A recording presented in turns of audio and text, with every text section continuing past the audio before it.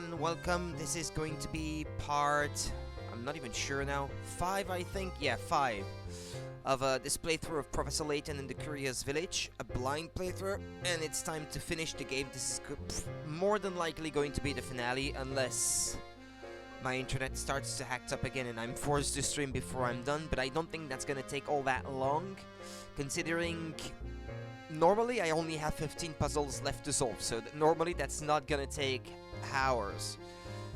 Or at least I don't think so. Yeah, the objective right there was to visit the manor, but I probably forgot a few things, so... Oh, okay, well there we go. As it happens, I forgot a coin there.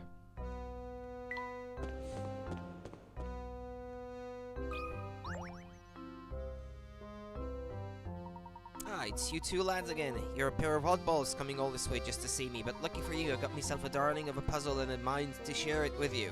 Okay. Let's go then. You need to wash your face, but all 13 water valves in the pipes are shut tight. You must open the valves to get the water flowing to your sink. Closed valves are marked A, open valves B. Touch a valve to open or close it. So here's your challenge. Direct the water all the way to the tap by opening as few valves as possible.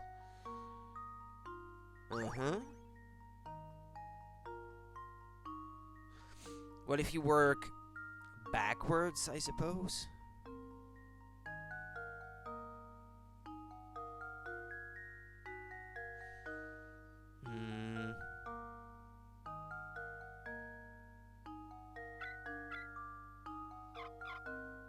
Ah, no, they're closed. Ah, yeah, no, okay, they're open if they're red. Okay, fair enough. There. That's 4.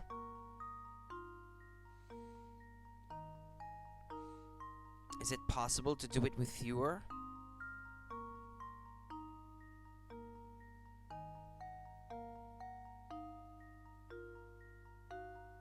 Actually, you know what? No, that's 2 as well. Oh, no, never mind. Yeah, I can't mark it on the screen to show you guys, but it goes up to that first intersection, it goes left, and up to that first open valve. Then up there it goes right, up, right, down, down again. So it doesn't go through that one. Then it goes right to that bend, to that cross in between those two, if you know what I mean. Then it goes down into that one, through that one, and then down in the bucket, or the sink, more like. Yeah, that's 3. I think this is the fewest number of valves, if I am seeing this correctly. Yeah, I think that's it. I think I've got it! No? I've let you down, Professor. What did I miss? Direct all the water all the way to the tap by opening as few valves as possible? Well, yeah, I thought I did. Hold on. Yeah, maybe I missed something. Maybe the water isn't supposed to be coming from the right, where the sink is. Maybe it's supposed to be coming through that one. Let's see, what can I achieve that way?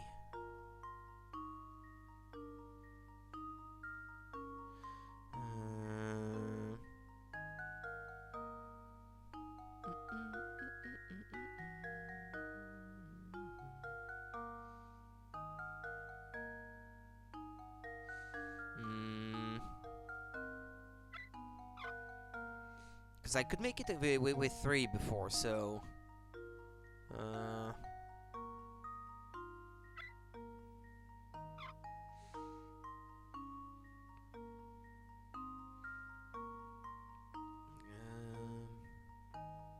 trying to solve it backwards in the hope of achieving the same result, but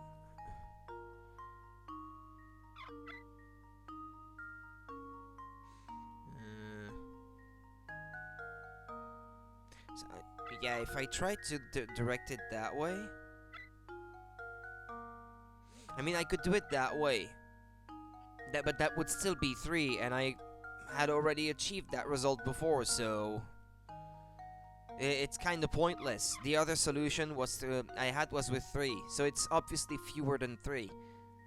Fewer than 3, well, that would be 2 or just 1, but...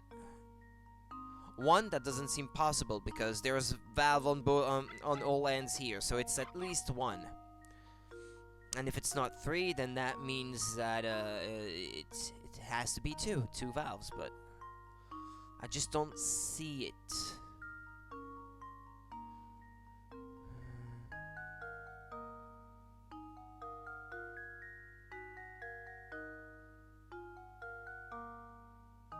Hold on, actually?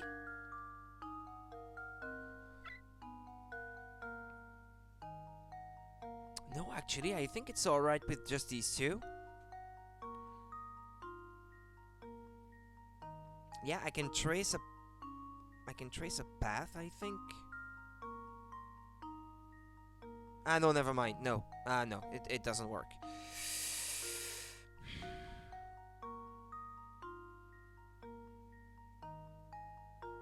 Because I've got to open one of those 3. Because the way that the water is coming from, you got no choice. It has to be going through one of those 3.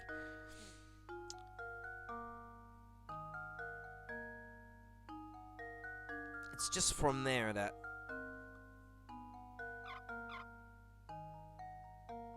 No, actually, I think... No, I think my idea from before is right. I think with just these 2, it can work. I'm gonna submit it as is. I think it's correct. It's not the shortest path if you follow all the pipes, but it's the fewest number of valves, which is what they asked me to find. Good job, now go and wash up. Yeah, there you go. Yeah, it's kind of a convoluted path that it has to follow, but... Hello, Felicia, Darkstalker. I know this may be an odd choice for Smash, but I think Klonoa would be a good choice. Yeah, sure.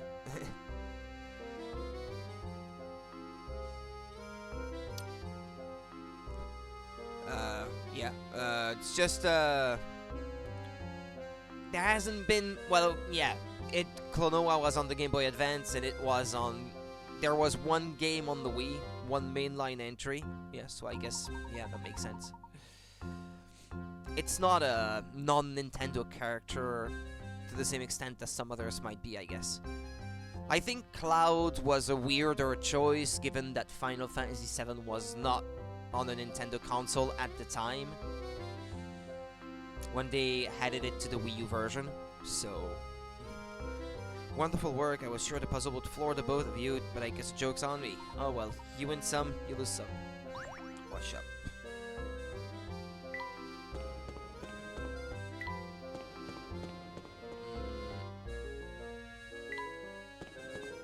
Ah yeah, I haven't been to that screen before.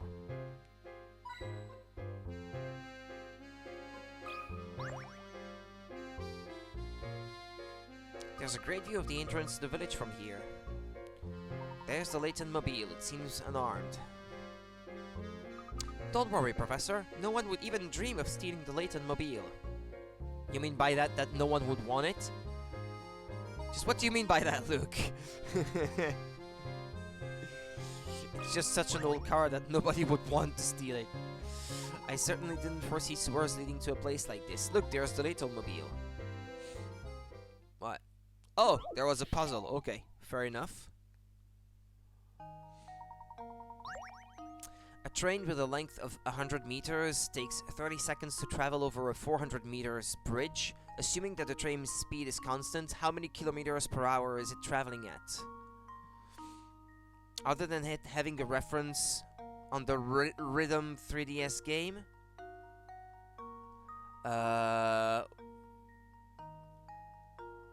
What 3DS Rhythm game is this? Taiko no... Ah, yeah, Theatrhythm Final Fantasy. Ah, yeah. Yeah, that's, yeah. Actually, I had completely forgotten about that one, yeah. Yeah, that's true, yeah. Fair enough. I thought you were still talking about Klonoa, yeah. So I was wondering which one. Like, maybe Taiko no Tatsujin, because I think that's a Bandai Namco game as well. So I thought maybe, yeah, right. Okay. Let's see. 30 seconds.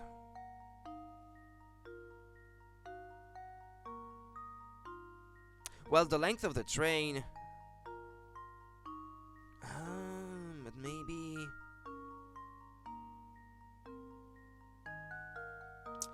So, do they mean that the train travels from the head of the bridge, and then the tail of the train arriving at the other bridge at the end of the bridge in 30 seconds? I think that's what they mean. I think there's a trap in that question.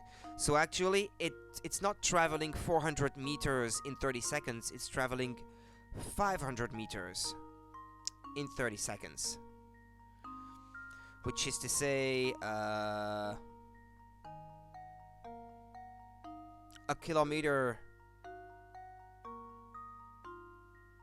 per 1 kilometer per minute, so 60 kilometers per hour, I think.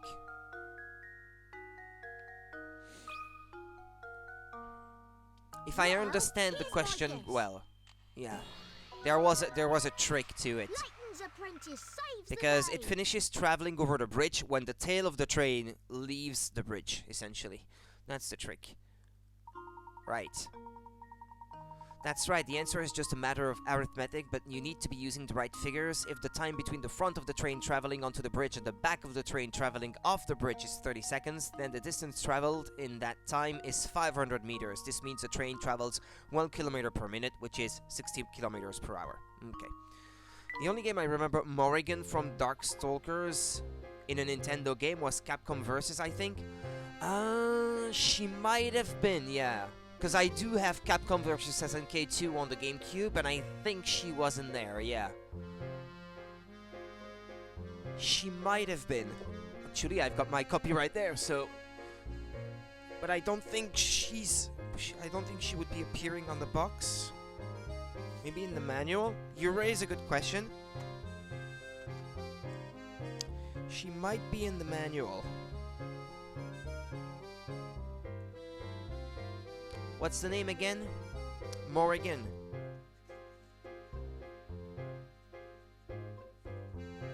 It's all in Japanese though, because I have the Japanese version of the game, so... you might be right. Yeah, there's no list of fighters in there, unfortunately. Ah, yes, there is. There's a move list.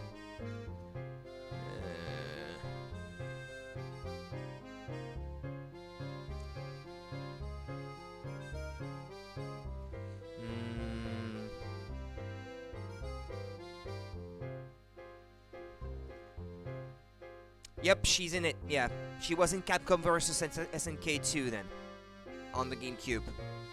So there you go. And that might be the only one. Although,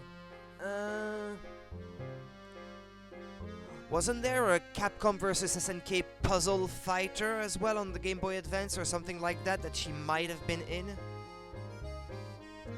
I think she might have been in one such game. Because that exists, I think. Yeah, on the Game Boy Advance, I think there was a Capcom vs. SNK puzzle fighter game. Felicia could be in there too. I think she might actually be a more interesting character to play, as it happens.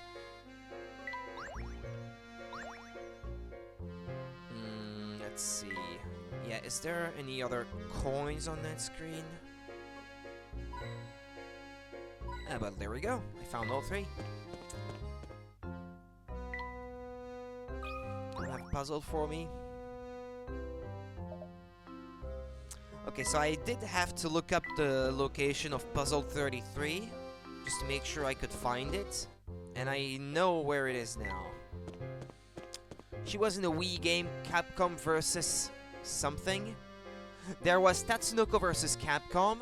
Was she in that? I also have that game on the Wii, but I can't remember if she was in that.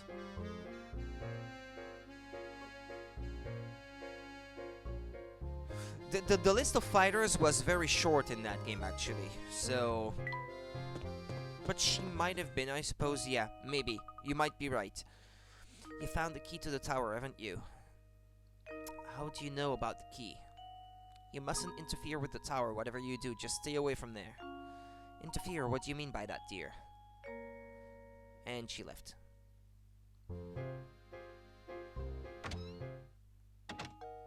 Okay, so there's puzzle 33, which I couldn't find. Oh, look, a candle, Luke. That reminds me, have you heard this one before? Light which one? You have only one match left. You want to light the room with an oil lamp, start a fire to warm the room, and heat your bath water. In order to complete all of the above actions, what should you light first? I'd say... Well, not the bath, obviously. I'd say if you light up the lamp, you can use the fire from the lamp to light a fire in the hearth there, and in the fireplace, and you can use that to warm the water. If you put a kettle in the fireplace or something like that, you can warm up water so that you can have your bath, I suppose. I'd say the lamp. Whoops, I need to circle the answer. Okay. I think I've got it. No. I'm so embarrassed. Too bad. Take a deep breath and think about it. That may not seem like much help, but you can do it.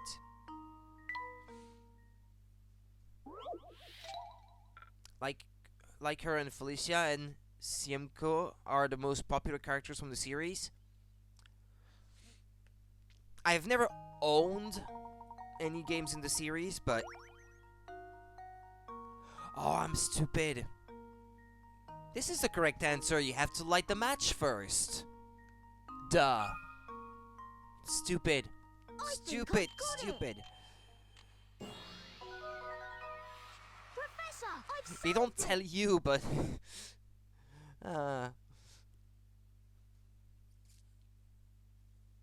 That's right, the first thing you need to light is the match itself. Without a fire source, how could you possibly start to take care of the lamp, bathwater, or fireplace?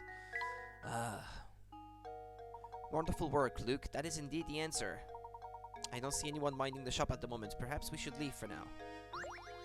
Pine bed. Give it to Layton, I guess.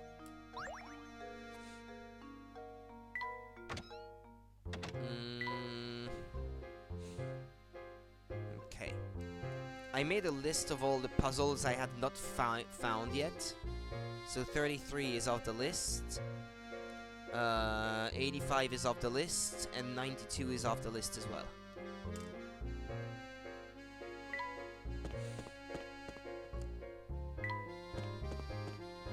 I think I might have played a Darkstalkers game on the PS1, but I never owned one. I was still thinking about it in my head there.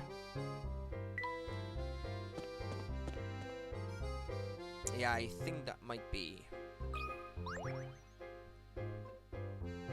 We seem to have stumbled on a hidden puzzle here, Professor. Excellent.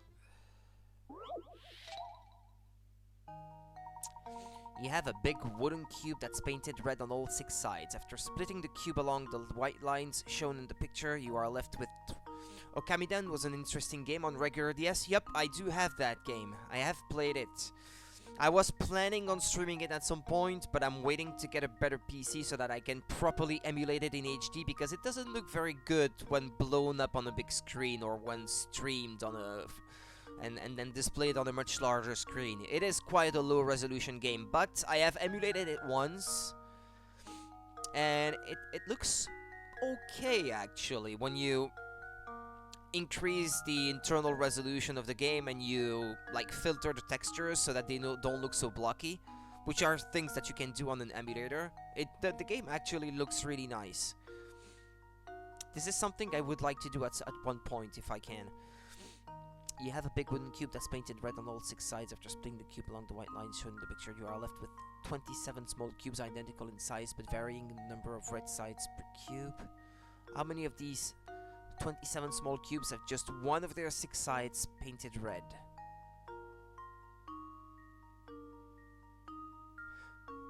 If it is painted on all 6 sides, then you would have only the cube that's in the middle on each side that would have only one of its sides painted red.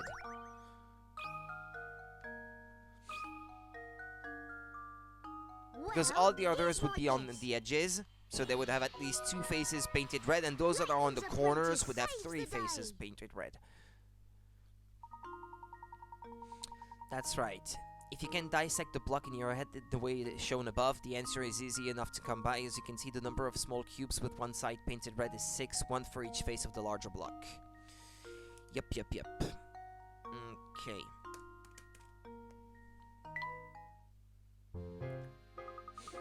Yeah, I didn't stream the whole game, I think, but when Okami was re-released on the Switch, I did stream a bit of the HD version. That's also a great game.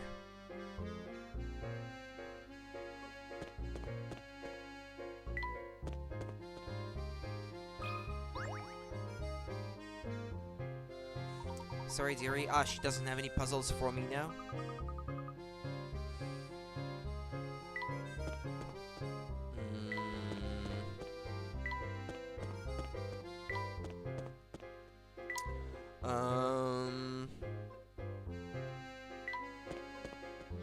I'd like to check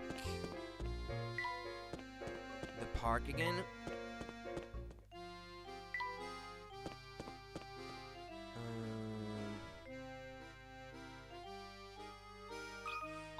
There we go, I think that's what I was looking for.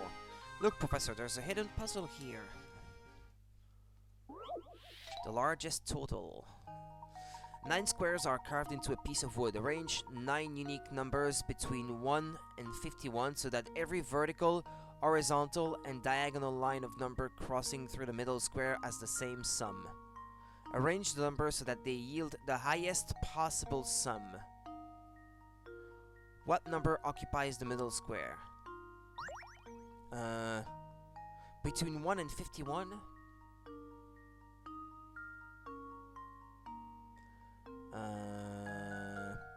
I like how when you beat it the first time around, you can play the shadow or black version of Chibiterasu. I only ever played it once, so I don't even remember if I ever replayed through it afterwards and then played with the shadow or black version of Chibiterasu, actually. I've already beaten the game once, so I must have unlocked that, but I just don't remember ever trying it out. This is not something that I could remember. Arrange the numbers so that they yield the highest possible sum. What number occupies the middle square?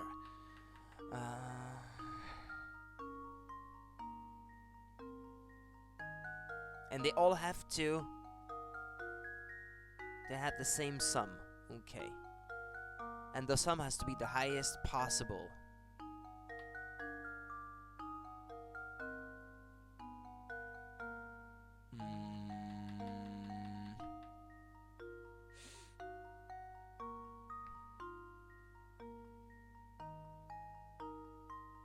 I'd say in the middle I would put 24 maybe.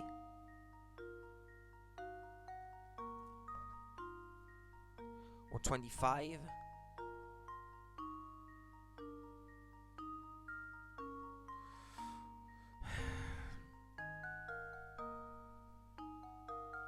I need a hint on that one. There are 51 numbers you can choose from, but since you're trying to get the largest sum possible, you might want to try the bigger numbers first. Yeah.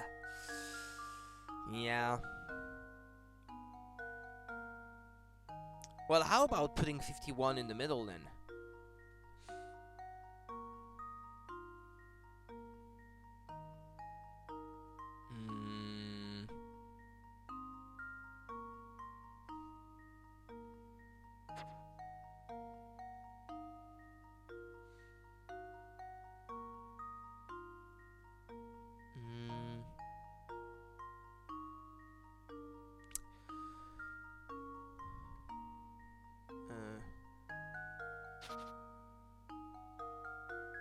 I suppose you could put 51 in the middle.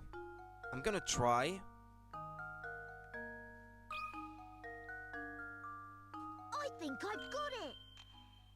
Yeah, I think actually I must not try to Professor, necessarily I solved it. determine all the numbers. It only asks for one of them, the one that's in the middle. I think from there you can just guess numbers that will go all around it. Right, the full solution should look something like the diagram above. Yeah. I was overthinking it. It was a lot easier actually than what I tried. That didn't even require a hint, but well.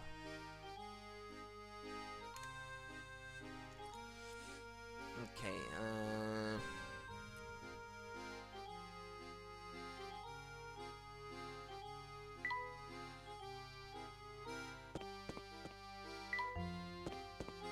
yeah, I think I'm done with this location.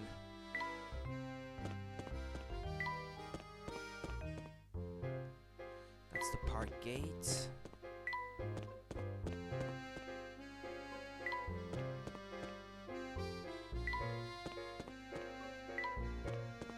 Just want to see if I go back to... Ah, there we go.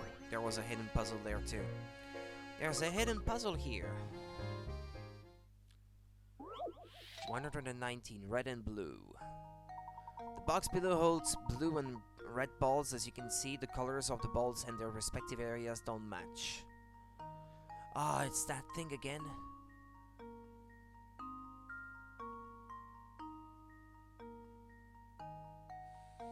Slide the balls around the box so that the red balls are in the red area and the blue ones are in the blue area. Alright.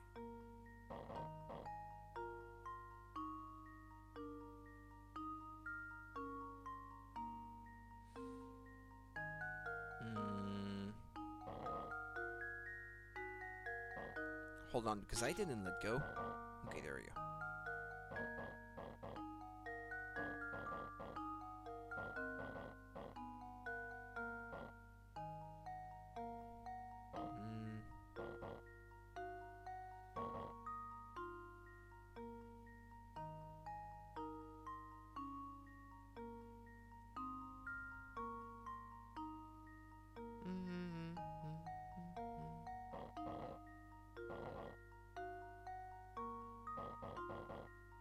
Damn, I get stuck. Is it even possible?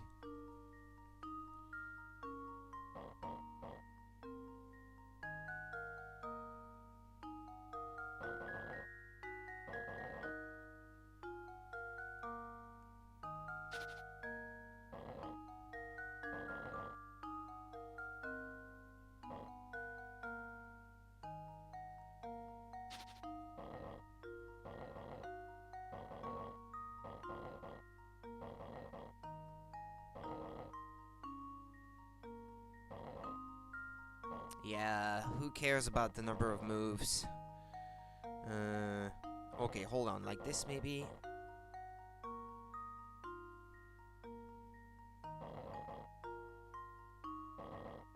It's those that are at the end of both, like at the two that are at the top on each side. That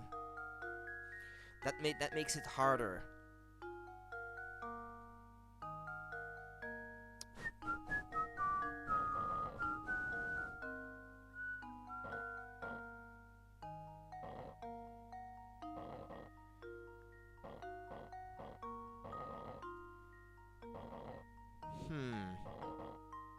This is really tough because I wish that I could put that red ball all the way to the top here. I think that would be already a good part of the work to do out of the way.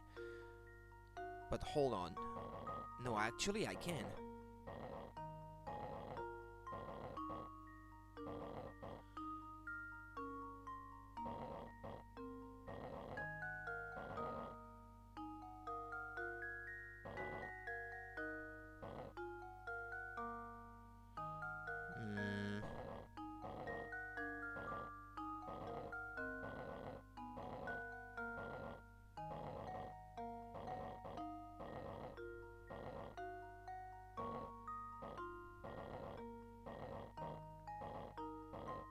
I took way too many moves, but I made it in the end. Well, here's my guess. I did it!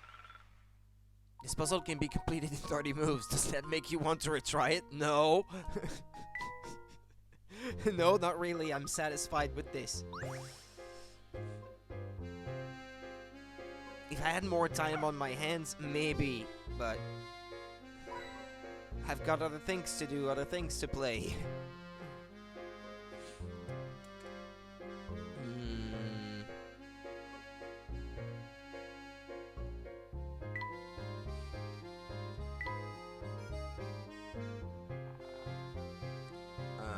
Oh yeah, I had never succeeded at that one. Right answer. Type location, village hall. Okay, hold on then. Because there's another one here. Look, it's a hidden puzzle. Painting a cube.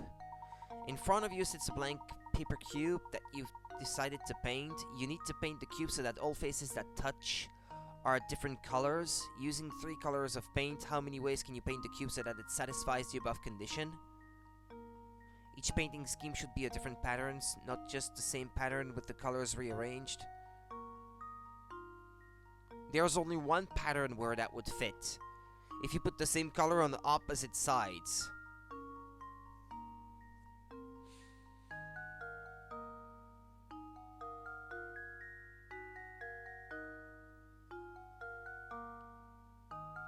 There's only one way that you can solve it the way I see it.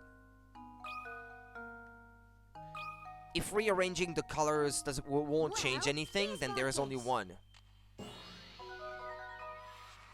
did it! Right. The only way to fulfill the conditions of the puzzle using 3 different colors is to paint opposite sides of the cube the same color. Right. As seen in the diagram above, even if you were to change where you used each color, rotating the cube proves that you're really just reusing the same idea of painting opposite sides the same color. Yeah, it makes sense that way. There's only one unique way to paint this cube using 3 colors. Actually, what made me think about it is how the opposite sides of a die are always always total to 7. There's a relation between the 2 opposite sides on a die. I could do that puzzle standing on 1 foot. Okay, well, that's the 117 solved.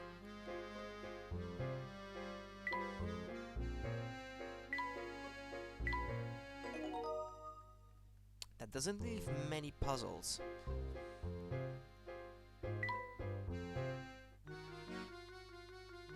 Yes, I see improvement here. I think if you arrange them a certain way, you unlock something, but I'm not sure exactly how I would go about doing that, so I'm not gonna worry about it. I think that just unlocks some bonuses, and I'm not too bothered by bonus puzzles, so...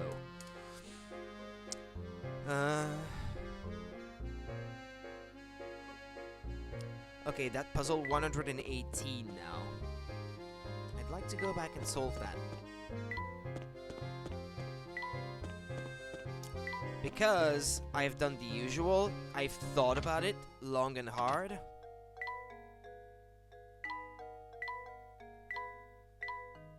Oh, I found a coin I had not found before. So the puzzle is supposed to be in here, but...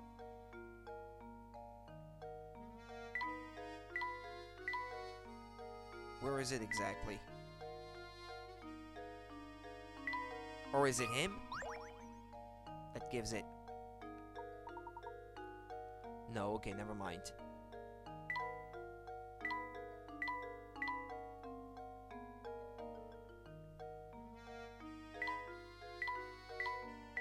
It's not easy to find when everything you tap pops up a description about what you're tapping.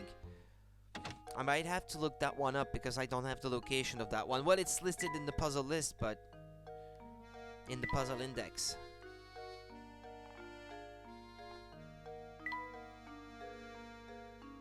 Village hall. Yeah, well,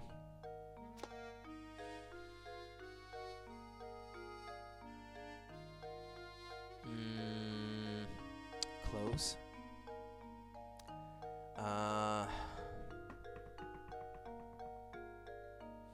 Where could that be? Where have I not tried?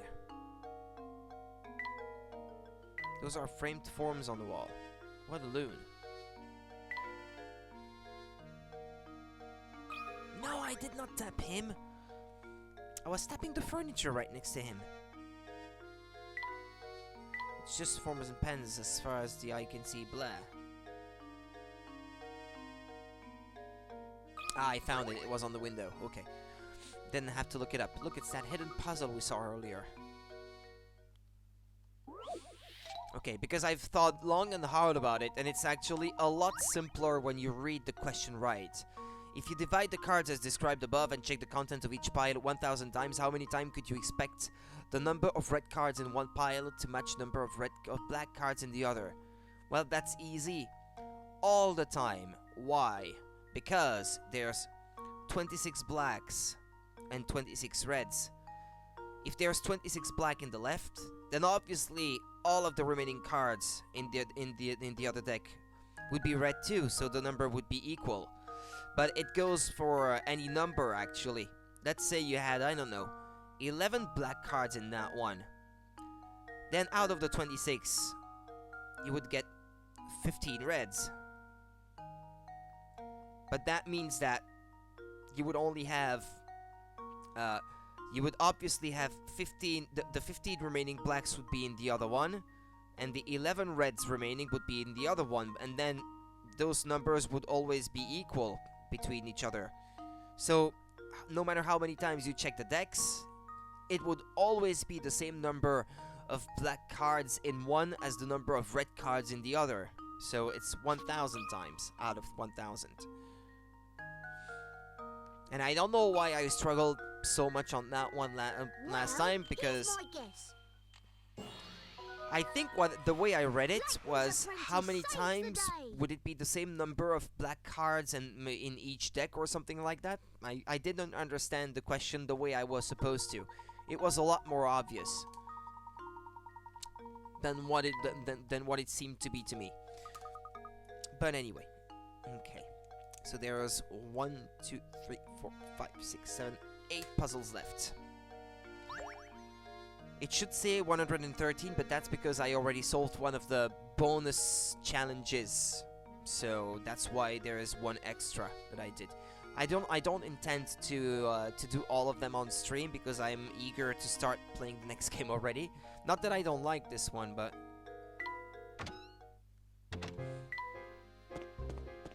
it's just the hitch that I've had these past few weeks to replay that game, and I'm eager to get to it.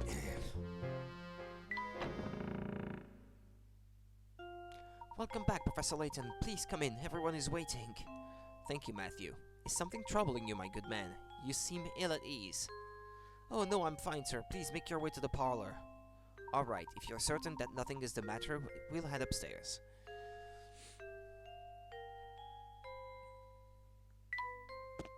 I guess we never found the secret passage in that bookcase, did we?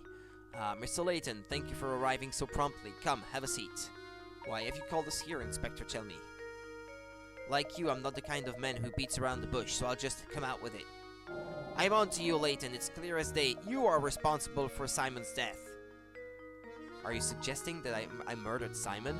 Nonsense. Yeah, nice, Layton. I have to admire the way you keep cool under pressure.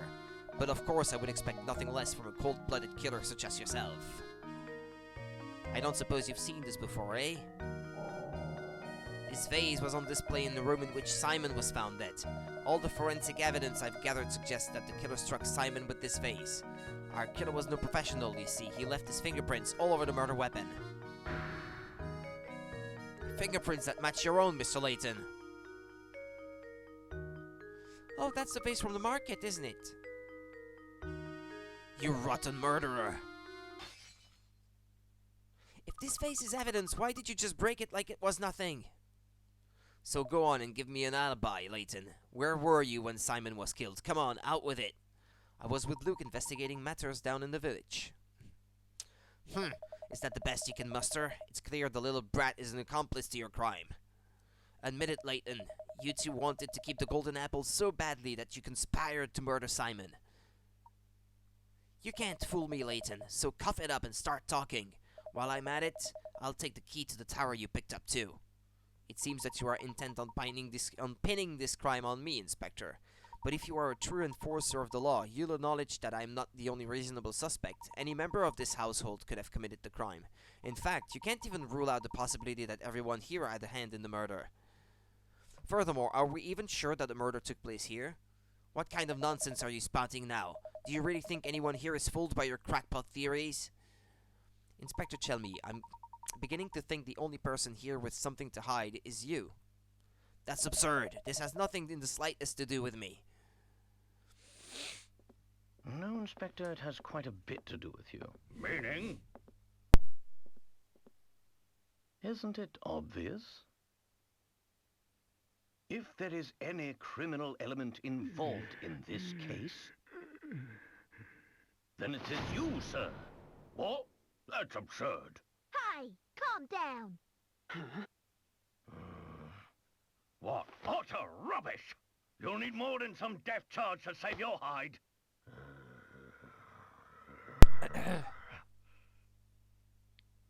I've heard you're quite a devoted husband, Inspector. I bet you take very good care of your wife, Jane. Luke and I found this article in the paper. Luke, what was Inspector Chelmy's favorite food again? Fresh cakes, wasn't it?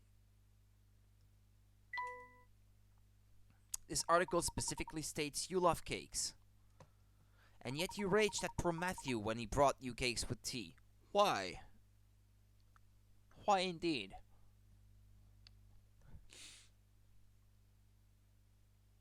Sorry.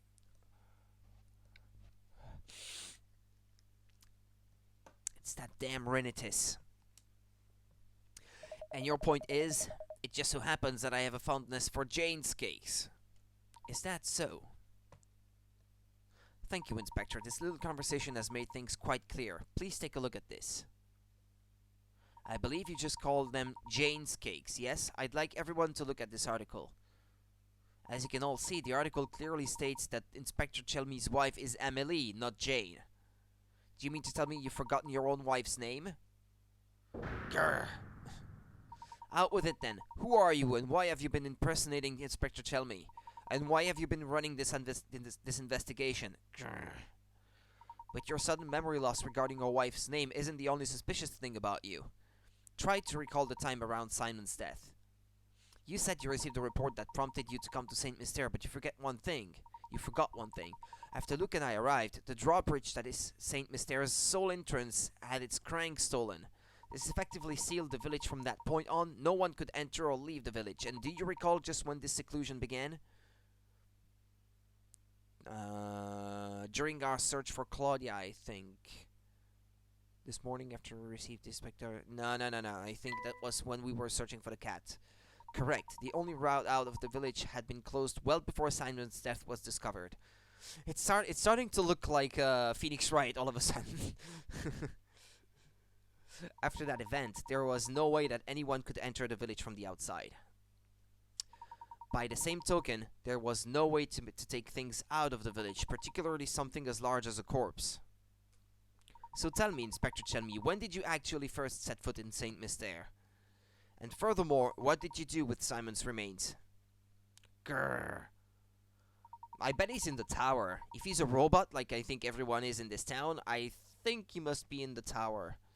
Where they go to get, like, fixed or something like that. While we're on the subject, I have one more nagging question that I haven't been able to work out.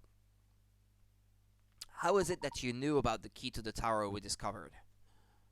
When we happened upon that key, there wasn't a soul in the area apart from Luke and myself. Furthermore, I have spoken of what we found there to no one. There is no conceivable way you could have known about this key. Unless, of course, you were spying on us from the shadows when we found it.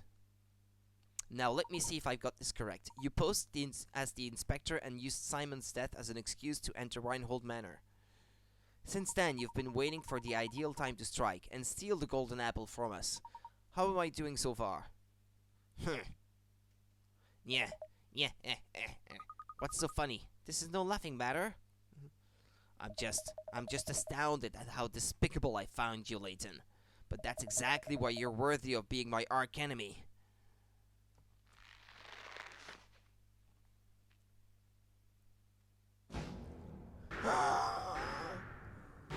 I've always despised you, Layton. Don Paolo. I thought I'd be able to crush you once and for all here in Saint Mystere. Yeah, it would look better if both images would be one on top of the other, but the stream would look weird if I just set things that way, because then you would have a huge portion of the screen that's not used at all. And then the game would look really small. You haven't caught on yet, but Saint Mystere hides a secret of epic proportions. Yeah, When I imagine a dimwit like you trying to unravel the mystery, I just have to smile. Yeah, My business here for the day has come to an end, so I'll be off now. But listen closely, Layton. Never forget how close you came to being bested. One day I, the great Don Paolo, will rain my vengeance down upon you. And on that fearful day, you will beg for an umbrella and a raincoat. Perhaps even some galoshes. Yeah, Gosh! He jumped out the window. I guess he's gone. Do you know who that man was? Don Paolo is his name. I've heard stories of him. His grasp of the hard sciences is rumored to be unrivaled. The problem, as you might guess, is his personality. Though he is a genius, the man is evil. The Science Board has banished him from working officially in his field ever again. Sneaking into Saint Mystere to steal the Reinhold fortune sounds like the kind of scheme he would hatch. He seems to hold quite a grudge against you, Professor. What did you do to cross him? I haven't the slightest idea, Luke. Well, that aside, what was all that talk of a secret hidden in the village? What was he referring to?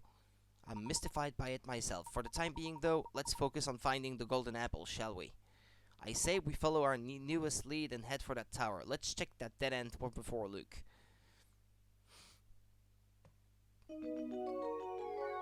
Someone's been obstructing the investigation. Find the troublemaker and continue work on the case.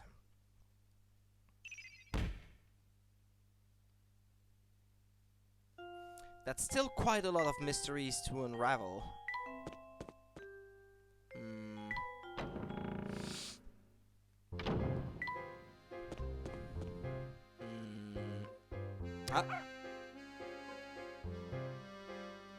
Oh.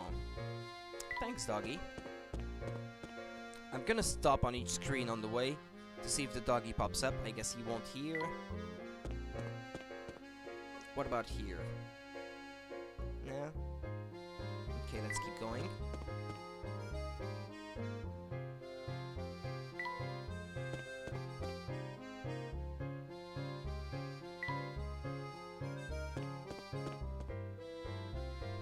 No doggy? No doggy. Okay. Let's keep going.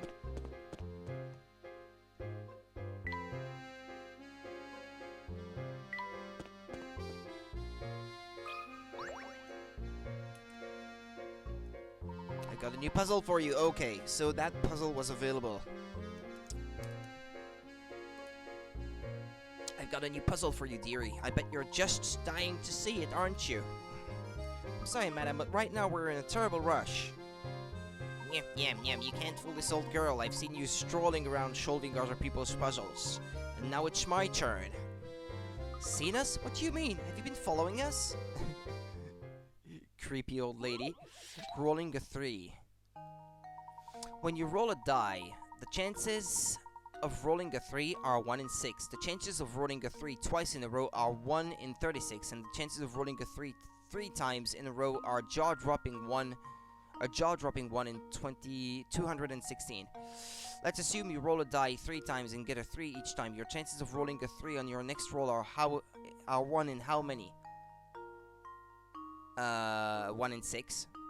Again. I mean, you got that far, but the chances are always 1 in 6 on each roll. It's just if you had them up. But here, we're back to just one roll. They're asking us, well, you already got it 3 times. What are your chances now? by the mathematical rules, the chances would be lower because you already got it 3 times. That's the laws of statistics. But by the laws of physics, which I believe a lot more, the chances are always the same if the physical conditions are the same. There, I've said it.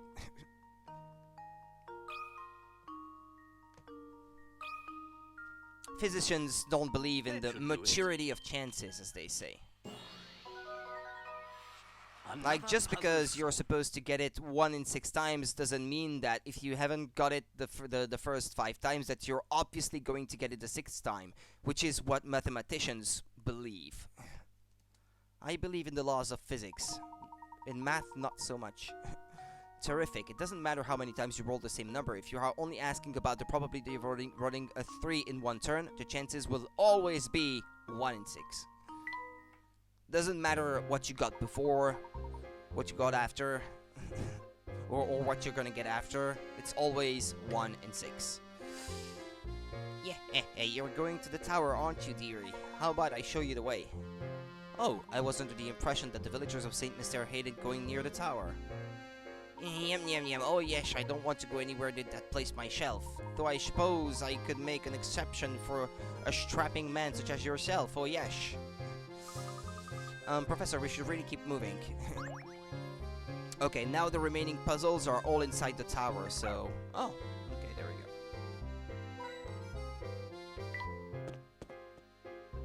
go. It's a dead end. No 2 ways about it. Maybe there's another path to the tower hidden around here. I'd argue that we've come to exactly the right spot, Luke. What do you mean by that? Look right here, Luke. There's a small indentation in the wall where one could place a small object. Oh, so this must be... Yes, this curious indentation is no doubt the spot indicated in Baron Reinhold's note to Archibald. I'm willing to wager that if we put this in there and give it a turn...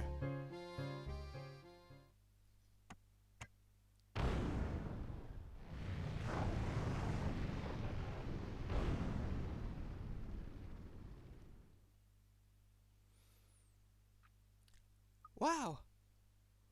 Just as I suspected. Alright, Luke, in we go. Chapter 9, The Tower's Secret. A path to the tower has been found. Scale the tower and solve all the mysteries of Saint Mystere.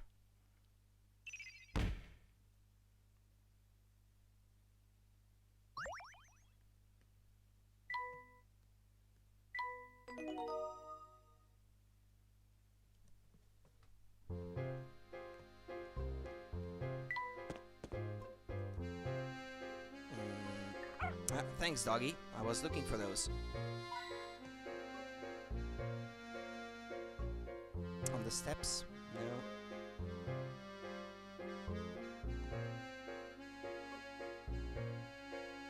I'm not gonna feel too bad if I can't find all of them, but...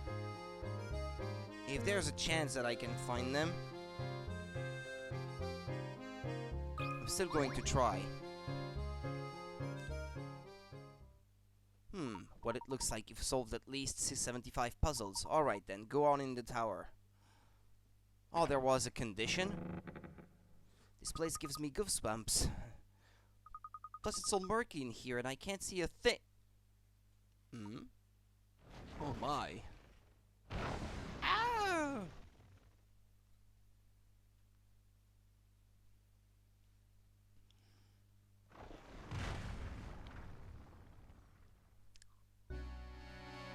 Ah! My head. Luke, are you alright, my boy? No injuries, I hope. Don't worry, Professor, I'm fine. And yourself? Nothing a good long bath later won't solve. But more importantly, where are we? This room is full of curious machines. I've never seen anything like them. What do you suppose they do? What in the world? Look over there on the wall, Professor. My word. There are pictures of the villagers displayed here. And what's this? There's a key for almost every villager. Professor, what if somebody is using this place to keep an eye on what's going on in Saint Mystere? Look, there are stairs over there. Let's get out of here. This place gives me the shivers. Yes, you're quite right, Luke. let's head out. Luke, use the Force.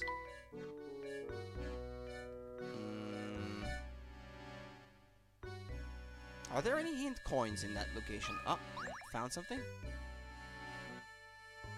What's this notebook? Did you find something interesting? I think so. This notebook looks like someone's been using it as a diary.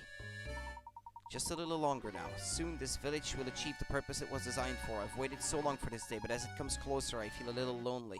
I hope that at the very least, the young mistress finally finds happiness at the end of all this.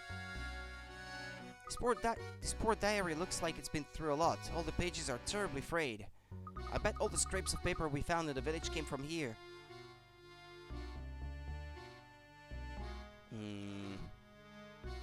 No, I don't want to read the friggin' thing the second time.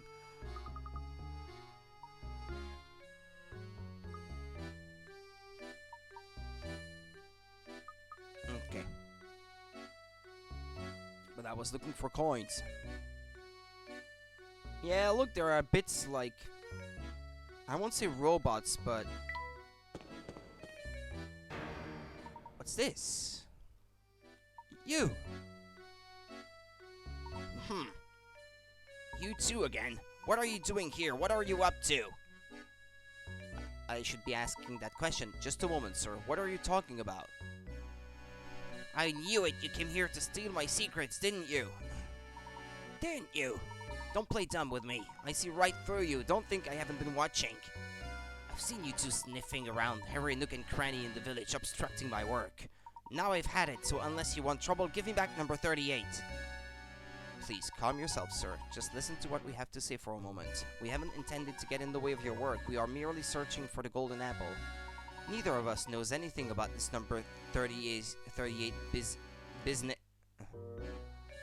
Oh! Did you just say the golden apple? You're really here looking for the golden apple, then? Precisely. Do you know anything that could be of help to us? So that's how it is, eh? What you're looking for is on the top floor of the tower, but watch out, cause the puzzles in this tower are harder than a diamond-tipped drill. I know they call you a puzzle master, but are you sure you have what it takes to solve them? Now, why would you go and tell us something like that? I bet you just want to set us up to walk right into some sort of trap.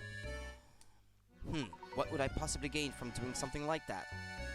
Not to mention, it's my duty to guide those who seek the golden apple towards their goal. Some mischief maker sneaked into the village and had me all confused, but I think I've worked things out now. Seeing as how it's your duty and all,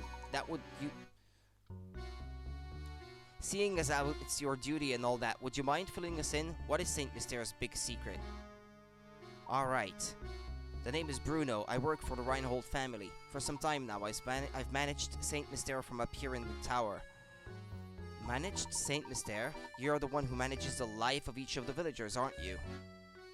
What in the world are you two talking about? Well, Layton had it figured out, and me too, for that matter. Surely you must have seen them too, Luke. Do you recall the cogs we found about the village and the keys we just saw? Well, I didn't think of it that way, but I kinda guessed it without associating the cogs with them coming from the villagers themselves, possibly. All the villagers in Saint Myster are robots created by Bruno. What do you mean the villagers are all robots? Except maybe the little girl, actually. In other words, the inhabitants of Saint Myster aren't human, but intricately constructed machines. They are robots, my boy. I have to say, I'm astonished that anyone could build such elaborate machines in this day and age. You must be quite the engineer, sir. Oh ho, aren't you a sharp one? I never imagined you'd work out so much of the mystery by yourself. What do you mean, sir? Saint Myster isn't a real village, Luke. It was constructed by Bruno and the late Baron. How am I doing so far, Bruno? You're absolutely correct. Master believed that one day an heir worthy of his fortune would come forward. He had me build this village and all who dwell within it to prepare for that day. Then he hid his greatest treasure, the golden apple, away on the top floor of this tower. I was ordered to protect it with my life. Until the person arrives who can solve the puzzle of the golden apple, I will continue to protect it.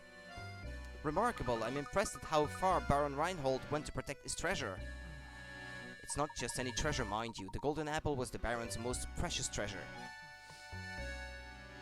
But why go through all this just to hide treasure? Why build an entire village to protect it? Whoops. Seems I've been a little loose-lipped here. I've already said more than I should have. The answers you're looking for are waiting for you at the top of the tower. Go on then, show me if you're the one who can solve the puzzle of the golden apple.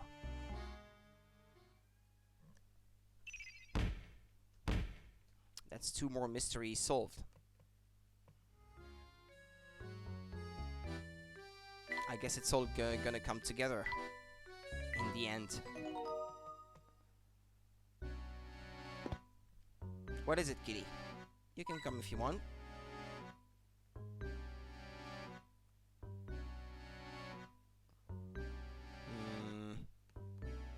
No more coins.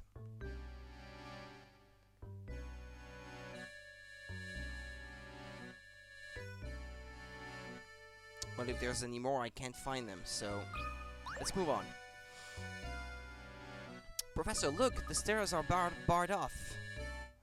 Aha, this must be one of the puzzles Bruno warned us about. It does look quite difficult. Well, my boy, are you ready for a challenge? Get the ball out. Oh no, not again. This perplexing door has a device on it that contains a small red ball in the upper left corner. If you guide the ball to the hole in the lower right, it looks like the door might open. Slide blocks out of the way and move the ball to the hole. The shortest possible route has 21 moves. Okay.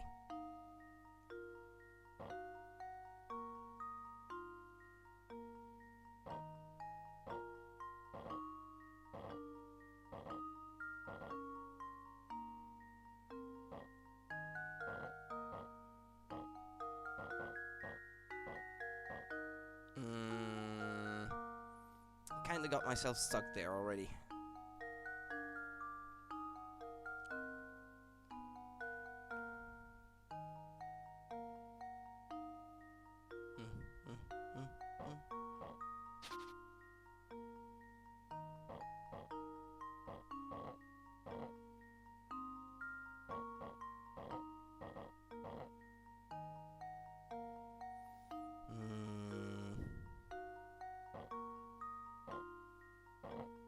I'm stuck if I do that.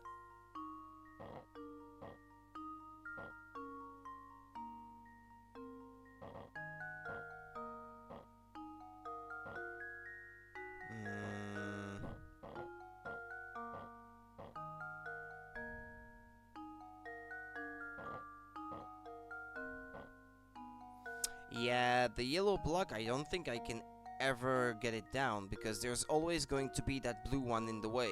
You can only move the yellow one sideways, from what I can see.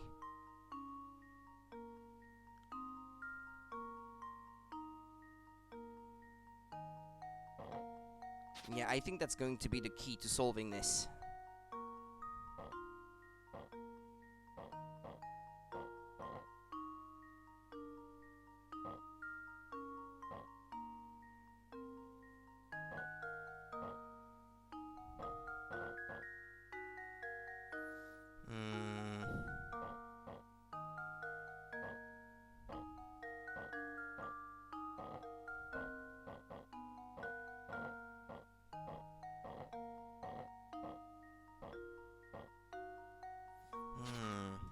Hints, maybe. If you're persistent in your efforts, you'll eventually get the ball into the hole, but there are tricks to streamline the process. The large block in the puzzle is relatively limited in range of movement, so you're going to have to do more work with the smaller and more maneuverable blocks. If you focus on them and plan out a route, things should go smoothly. Well, even though I've already figured that out, it's not going so smoothly. Here's one way to start out. Move the lower left purple blocks, then slide the lower blue block to the left. Next, drop the green block on the right down. Okay. I think I did try that at one point. If you move the green block on the right down, you can fill the space you create with the purple block from the right. If you can pull that off, you'll be able to move the blue block in the upper left, which will allow you to move the red ball out of his slot. It may seem complicated, but give it a try.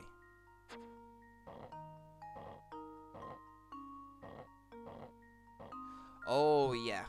Having started that way, yeah, it does seem like it's making more sense now.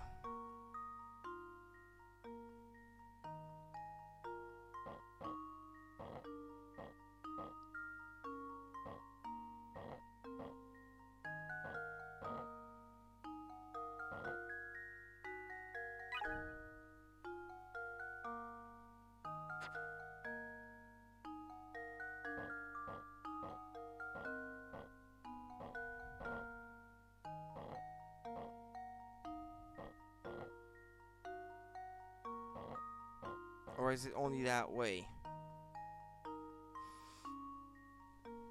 Mm, mm, mm, mm.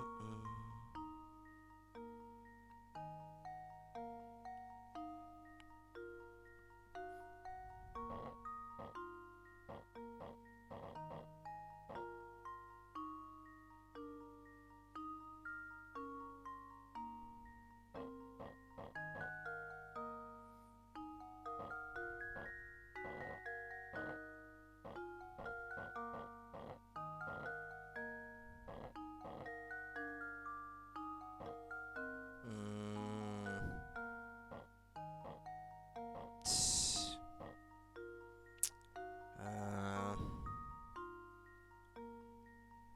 Yeah, there. I'm not sure.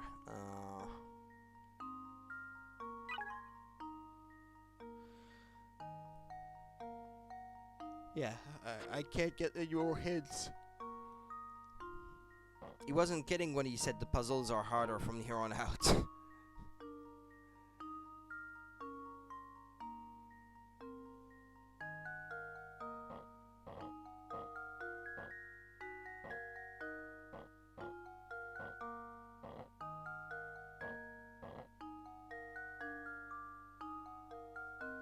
Mm, mm.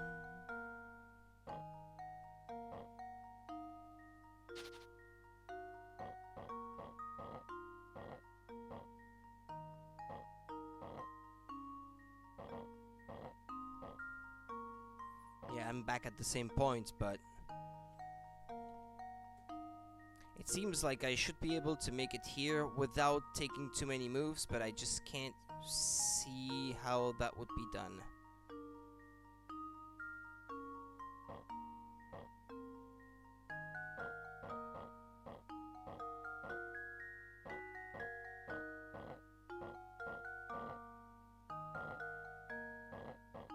Gonna start it over from the beginning. Right, okay. The hints take you up to here. And it does say that you can get it out of its slot that way, yeah. So that I guess that counts for 8.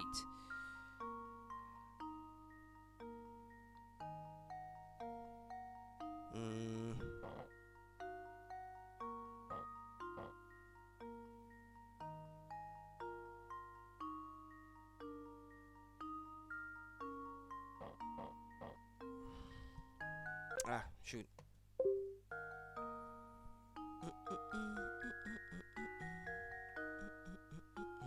We have to look up the answer for that one, because it's required to progress that one.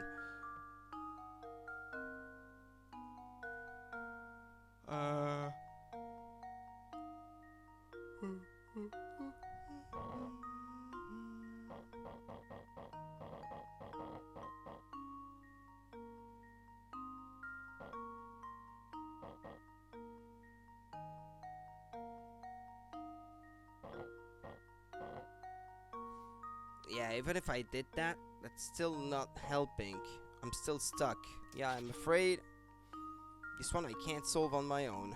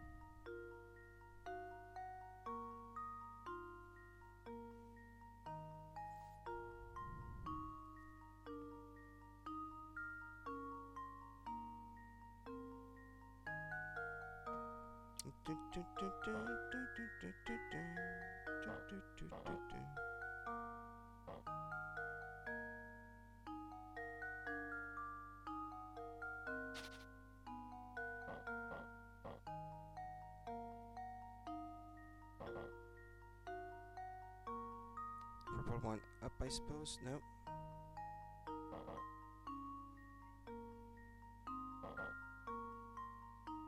What is it, kitty? Gonna try something different since oh,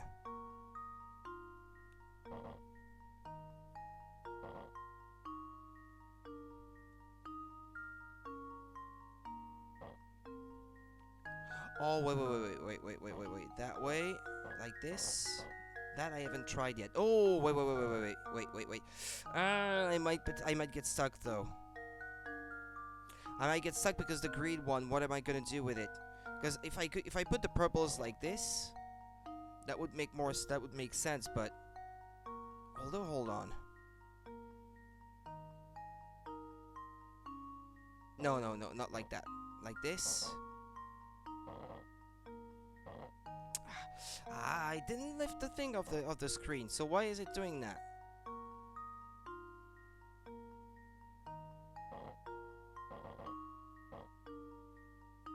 No, not like this. Like this. Ah, there we go. Well, that took a few more moves than I would have liked, but Every puzzle has an answer. Were you able to get the ball to the hole without shuffling back and forth too much? Well, no, not really. Not really.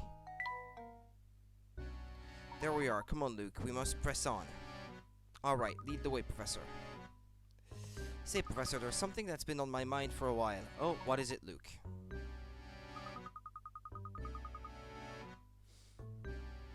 That was 94, by the way.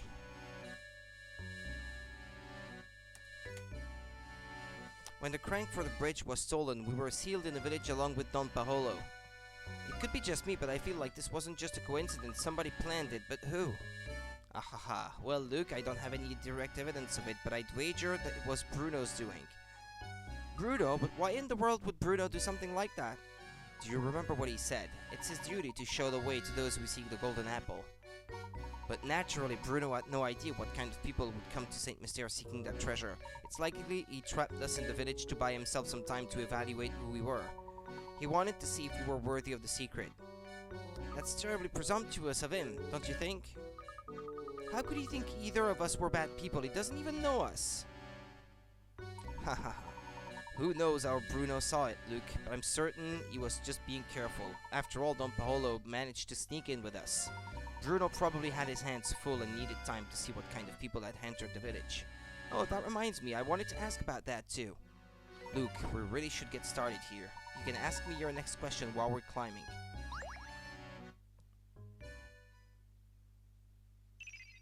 What, I'm gonna solve one mystery per floor or something like that? How many are there left? 1, 2, 3, 4, 5, I guess.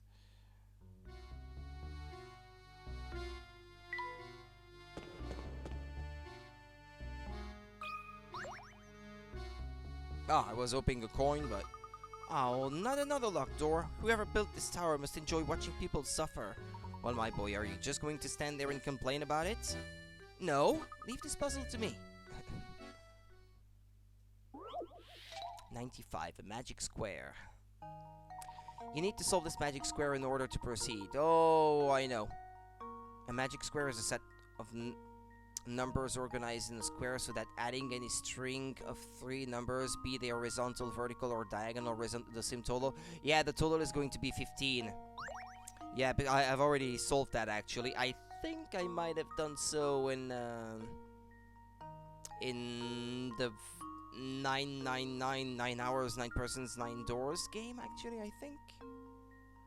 Well, the one in the middle is 5. It's always 5.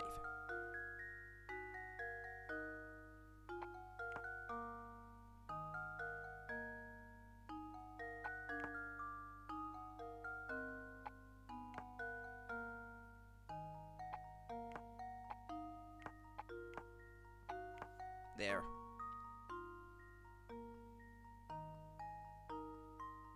Ah, yeah, but not only like that, but also through the center as well.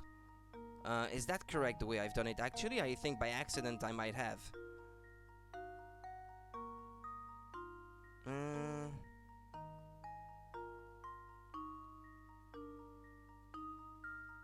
Yeah, 2 plus 9 plus 3, that's hardly 15, I think.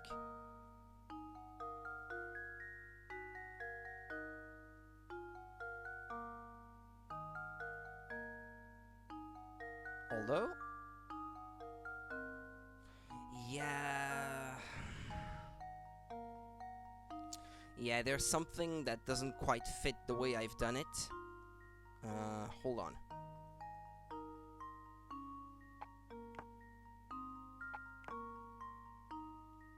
What about that way? Nah, doesn't work.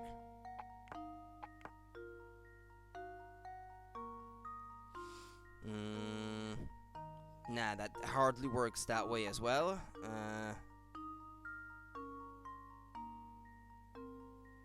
I was closer before than I am now, but it's 5 in the middle. It's the only way that you can get it to work anyway. On the opposite side of the 1, then since we already have 2 aligned here, it has to be 9. 2 plus 1, 9 plus 1, 10, yeah, that's 15. Let's try the diagonal now then. That makes 7, so 8 has to go there. Then complete the top line. 2 plus 9 equals 11. 11 plus 4. So that means that 6 has to go there so that the other diagonal is gonna work. 6 plus 1 plus 8, that's 15 as well. 2 plus 9 plus 4, that's 15. 9 plus 1 plus 5, that's 15. 6 plus 4 plus 5, that's 15. 2 plus 5 plus 8, that's 15. Now it's just a matter of placing the last 2. 4 plus 8, that's 12, so 3 goes there and 7 goes there. It's the only solution. I think I've got it. You could arrange them differently if you weren't already set the way that it was already set with those numbers already being in there. Excellent. Any 3 numbers aligned horizontally, vertically, or diagonally should add up to 15. Magic squares have been around for thousands of years. The earliest record of one dates back to 650 before Christ in ancient China. I got it. Doors open now. Good show, Luke. So, what was it you were asking me earlier? I'm all ears now.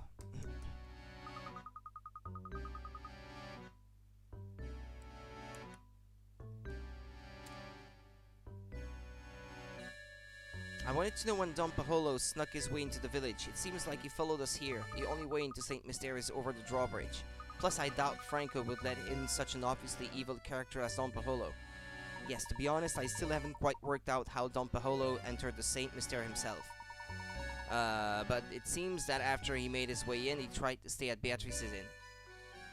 Oh, so that's the man who ran out on his bill. It makes sense that it was Don Paholo. So that weasel did himself up to look like Inspector Chelmy, snuck into the manor and... Hold on, when did he kill Simon? We'll get to that in a moment. We must keep climbing. Well, killed. As dead as you can make a robot, I suppose. Come along.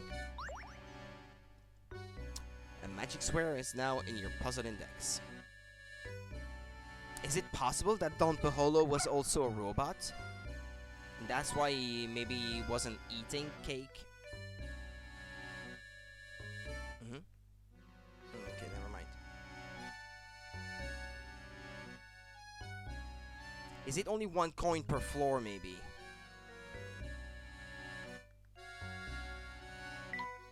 It might be inside the tower.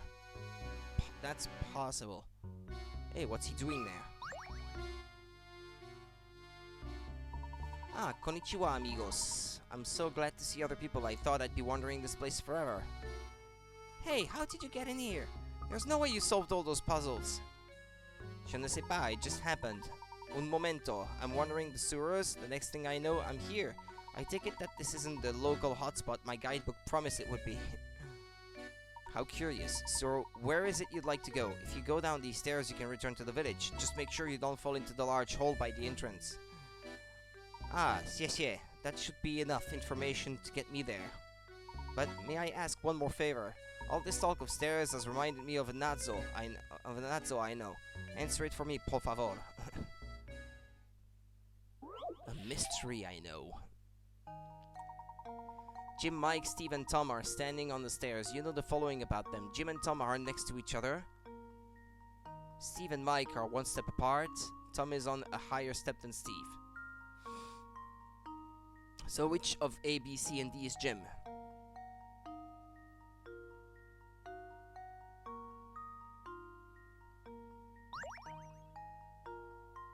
So let's see. Tom is one of those three. Yeah, I can't. One of the top three is Tom. Because if he is on a higher step than Steve, then Steve has to be further down.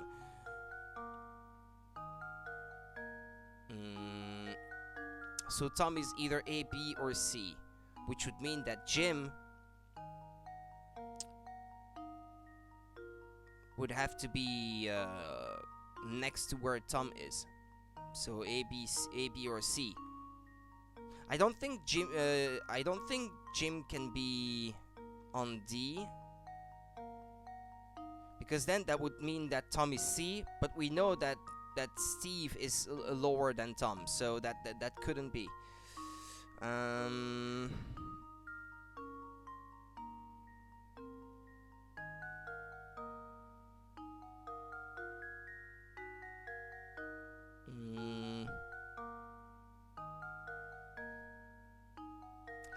Let's say that Jim is on A.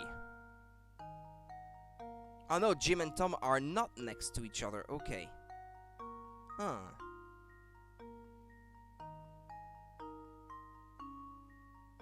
Ah, yeah, okay.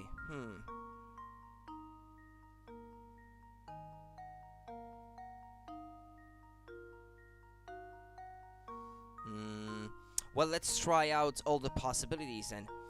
Assuming that Jim is on A, then Tom would have to be on C or D, because they can't be next to each other, okay? Okay. We know that Tom is on a higher step than Steve, so Steve would have to be on D if Tom is on C. And then Steve and Mike are one step apart, so Mike could be B. Jim could be A. Jim could be A, I think.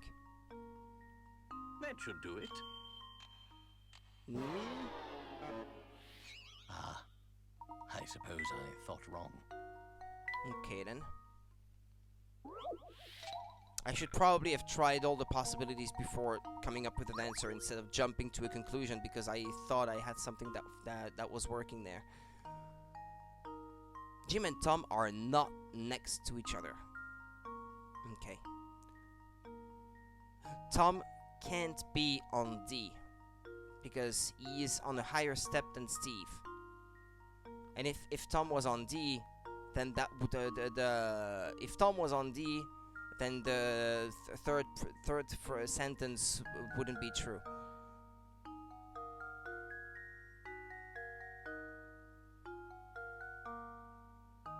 Let's imagine G being on B. Well, actually,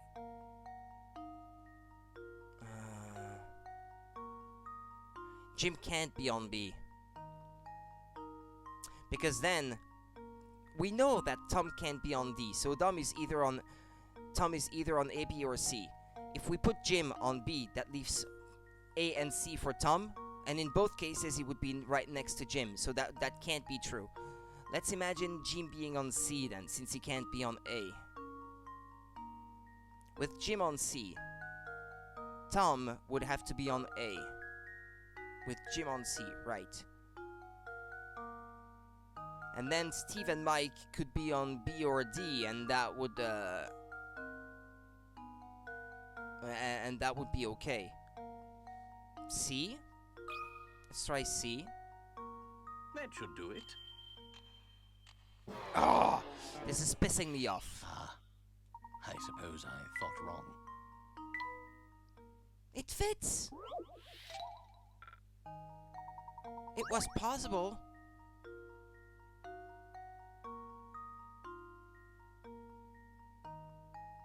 One step apart. The way I understand the sentence is that there is one step with someone else on it. Oh no, that might...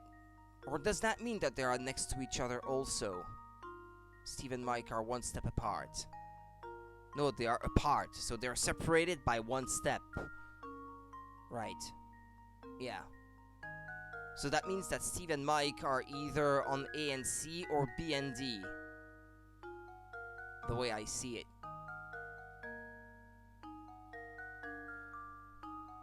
Well, to me, Jim can't be on B, so I'm gonna try D. What else do you want to do? Luke, here's my answer.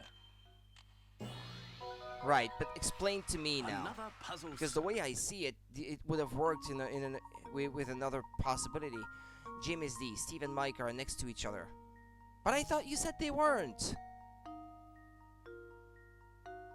One step apart, that means next to each other. Why not phrase it that way then? That was confusing me. I was basing all my deductions based on this.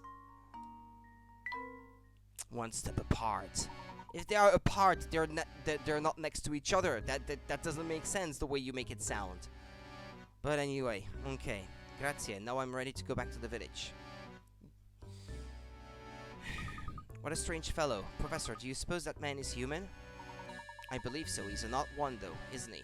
I've never seen an explorer with such a poor sense of direction. Stranger still is how he entered St. Mystere. I don't think even he knows how he did it. Perhaps his presence yesterday was another reason why Bruno felt compelled to hide the crank.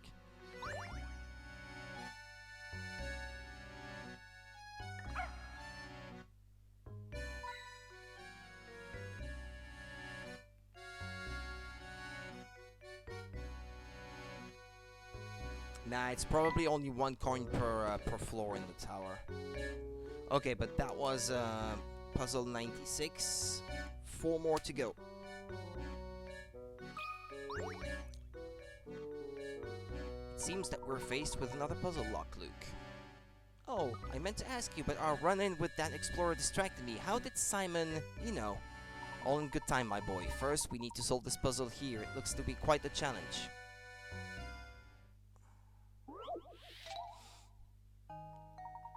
This maiden has been captured by a wicked wizard and is trying to escape his castle. Armed guards, however, are blocking her path. Slide the blocks out of the way to move the red one out of the exit to the right. Her freedom depends on you. Can you do it? What? Slide the blocks out of the way to move the red one out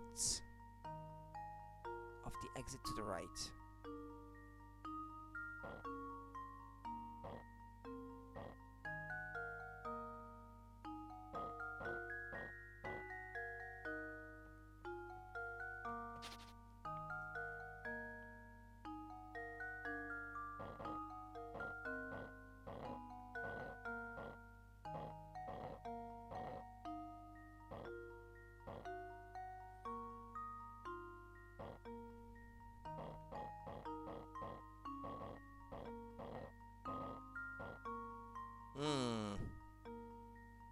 Not quite, Rudy, not quite.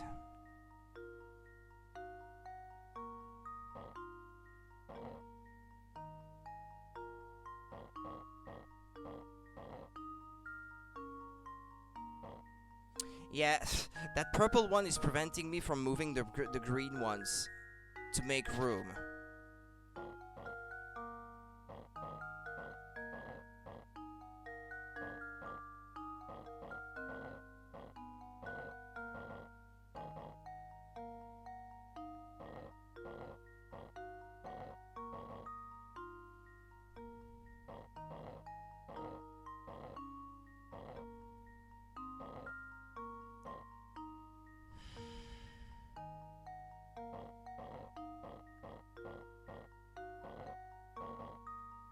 Yeah. It's really frustrating. Hold on then.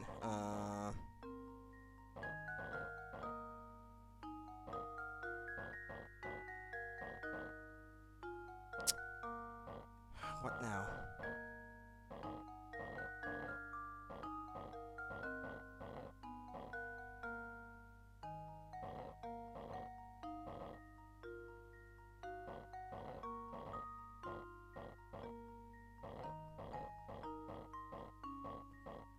Well, we're getting somewhere. It's taking a lot of moves, but we're getting somewhere.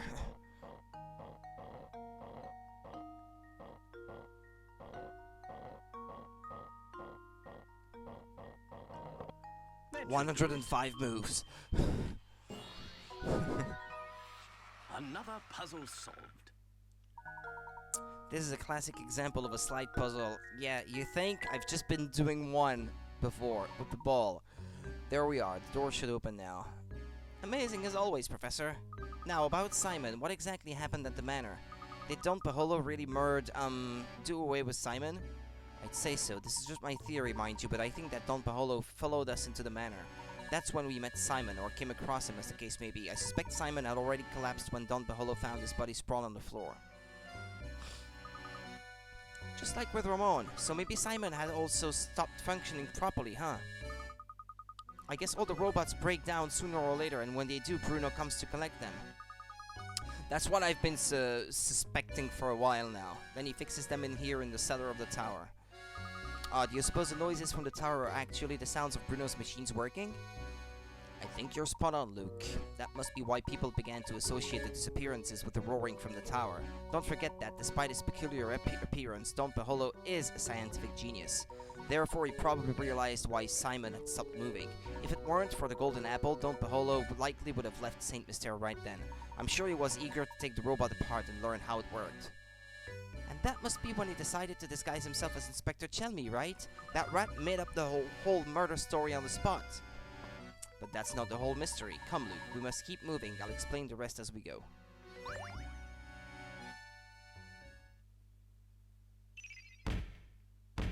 Oh, that leaves only 3 mysteries now.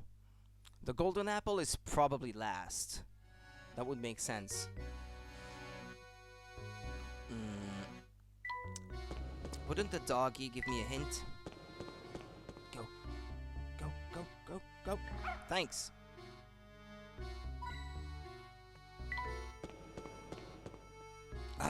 What's she doing here?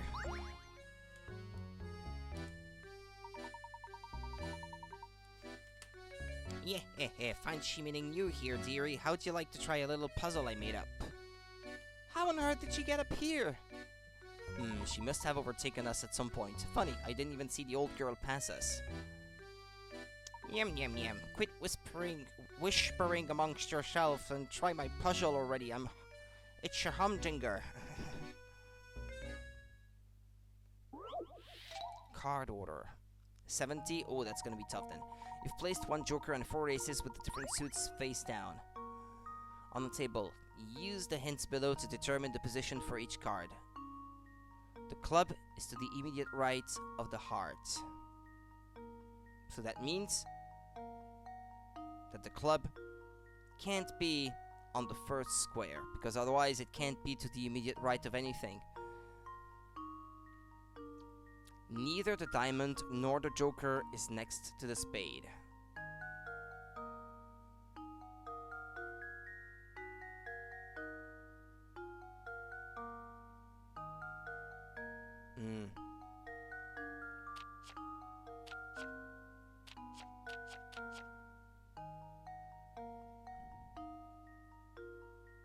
So the spade must not have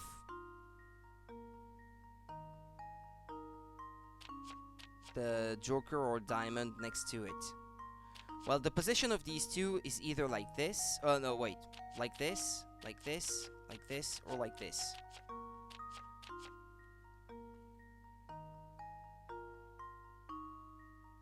I think...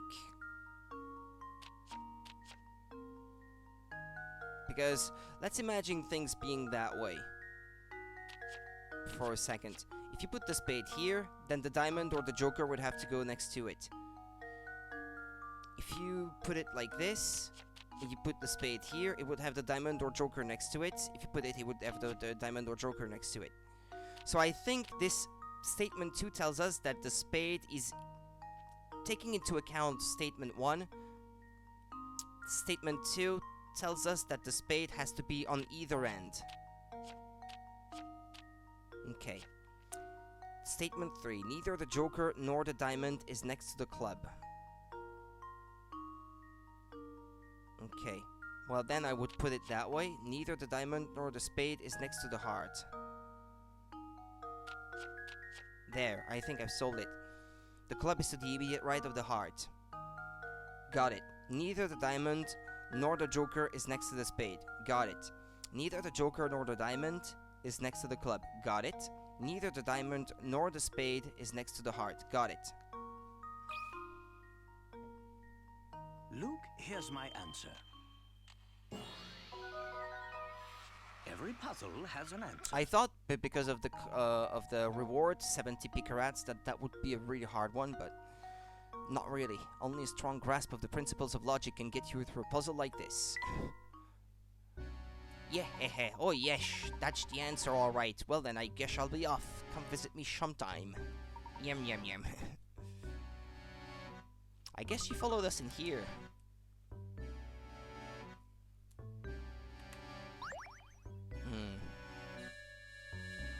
Doggy?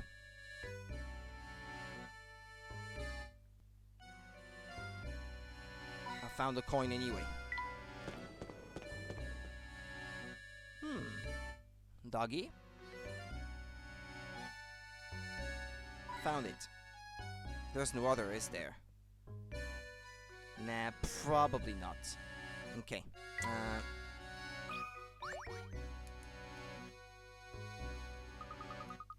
Just like I thought, there's another puzzle locking this door. It looks really difficult, Professor. Luke, my boy, haven't you learned by now? No puzzle is without an answer. Now we simply need to find that answer. Try your best.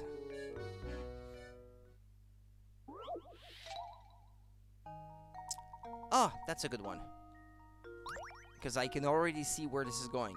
Use each of the numbers up to 1 to 9 exactly once to fill in the blanks and complete this equation. Yeah, right.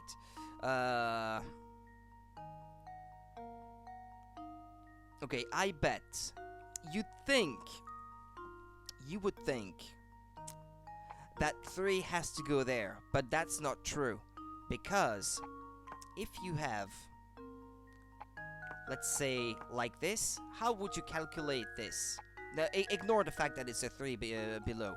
You would have to add a 10 above the 7 and put a little 1 next to the 9. The way that written, I don't know how you say that in English.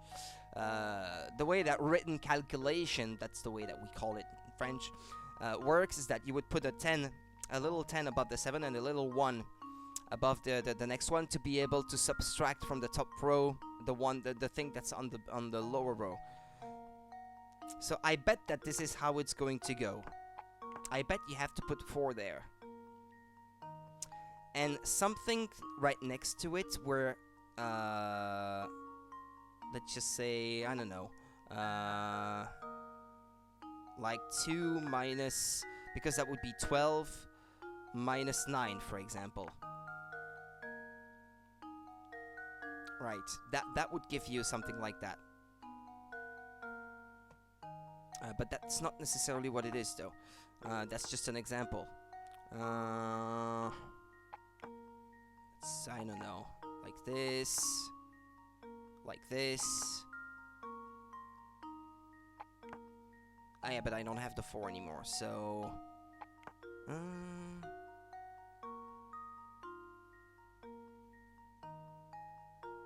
yeah, the 7 is going to be a little annoying.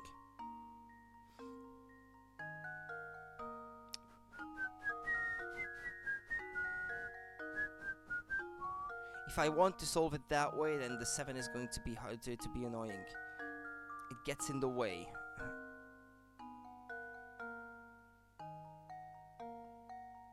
Wait. Yeah, I don't have a 0. That's a bit annoying.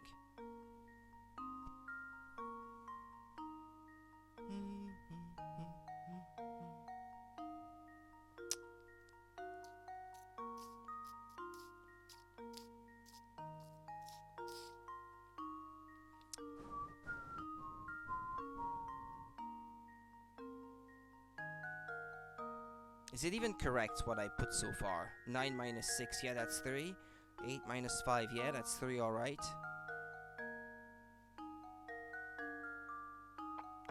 I guess I could try it that way then.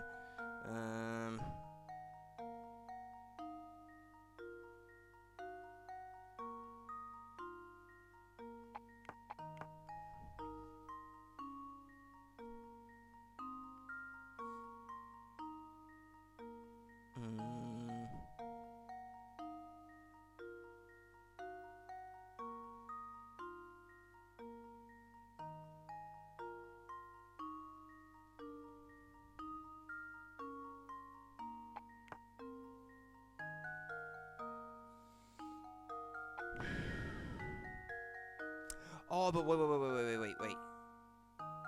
Nah, it functions the other way too.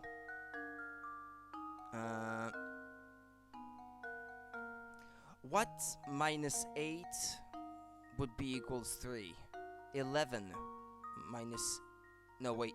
Is that correct? Yeah, I think so.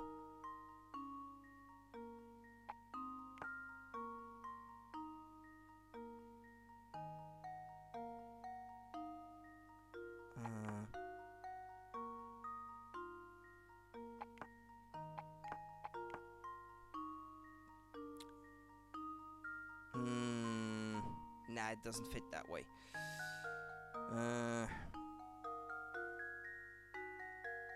I'm pretty sure it's gonna be 4 here. But I think the answer is simply not quite as obvious as you think. Can I work it backwards, maybe?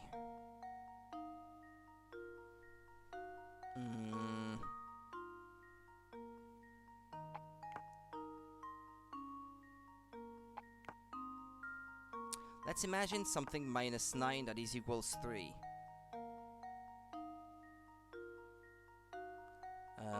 12. 12 minus 9 equals 3. But then you would put a little 1 right next to the 9 to add it to the value of what is there.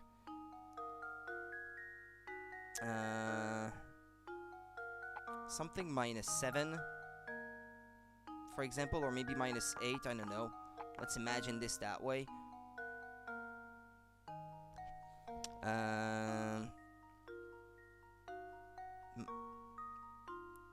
Then that would be minus 9. No, that can't be. That can't be because then I would need another 2 up there. So that can't be. Something minus 7. But plus 1, so that would be minus 8. That would be 3. Because that would be 13 minus 8 equals, no, that would be 5. 11 minus 8, yeah, that would be 3.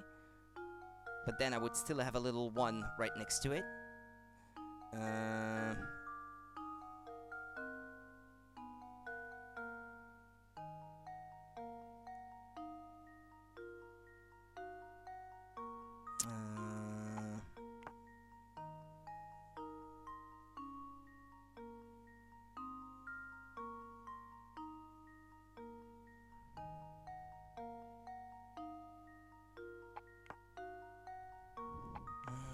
It's really not easy, that one. Maybe a hint. Yeah, okay, it already says you that it's 4. Yeah, I guessed that right. At its core, this is a simple math problem, so you're just going to have to work it out if you want to solve it. However, there is a way to cut down on the amount of work you need to do. Try thinking about the first and last digits for each number. The leftmost digit in the upper number is 4. There are 2 possible solutions, but some digits are located in the same place for both answers. For example, for both solutions, 7 is the leftmost digit of the bottom number. Oh, okay. Right. Okay. So that would be that way then. Automatically. And then next to it would be another one that's quite like this. Hey, maybe it works that way. Look. Is that correct? 8 minus 5, 3. 6 minus 3, 3. Here, 12 minus 9 would be 3. But then you add a little 1 down there on the 7. So it would be minus 8. 11 minus 8, that would be 3. And then the little 1 that you got from the 11 minus 8, you put it under the 4, and that's 3. Yeah, that's correct. Okay. That should do it. I had the right principle in mind at the start, but it's Critical just thinking is the knowing key where to to place success. them that was a bit tough. There are 2 correct configurations possible, but you managed to work out both. I managed to work out 1, at least. That's enough for me. Creativity and persistence, Luke. As long as you have these, no puzzle is beyond you. Professor, I was just thinking, do you remember that picture we found in Lady Dahlia's room? Yeah, it's shown there. The one of the Baron's former wife, Viola, holding a child who appears to be young Flora, of course. That's the one. It's uncanny how much Lady Viola looked like Lady Dahlia. Do you suppose Baron Reinhold's diary entries were talking about Lady Dahlia? Sharp thinking, my boy. I believe it went something like this. Oops. The craftsmanship of it is simply remarkable. It reminds me of my sweet Viola when she was alive. That's the one that tipped me off. Professor, do you suppose Lady Dahlia is actually a robot built to resemble Lady Viola? I think. That's what I've been thinking, actually, for a while, like the rest. But if so, what a terribly sad story these entries tell. Do you remember what the next entry said? Flora doesn't like the thing at all. I've seen her run away from it on multiple occasions. Recently, she spends more time playing by dear Viola's grave than anywhere else. I'm sad to say, but I doubt Flora will ever take to it. I can't blame her, as I've changed its personality. I felt terrible forcing that change on Flora, but I just couldn't bear to see it like that anymore. Viola, there can never be another you. You were my first, my last, and my only. The Baron agreed to the construction of a robot for Flora that was identical to his late wife. But living with a machine that was so similar to his wife must have been too much for him. Thus he decided to change the robot's personality, and so Lady Dahlia was created. As she was originally created as a mother figure, she must have gone through a confusing transition. Professor, do you suppose these robots feel sadness? Honestly, I'm not quite sure. But I have a feeling that each of these robots has something not unlike a human heart. What do you think? I hope that they do. Okay.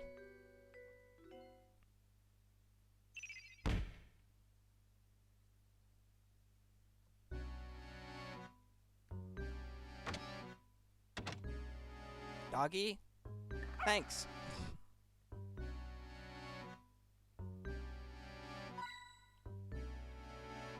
Yeah, let me save. I haven't saved in a while.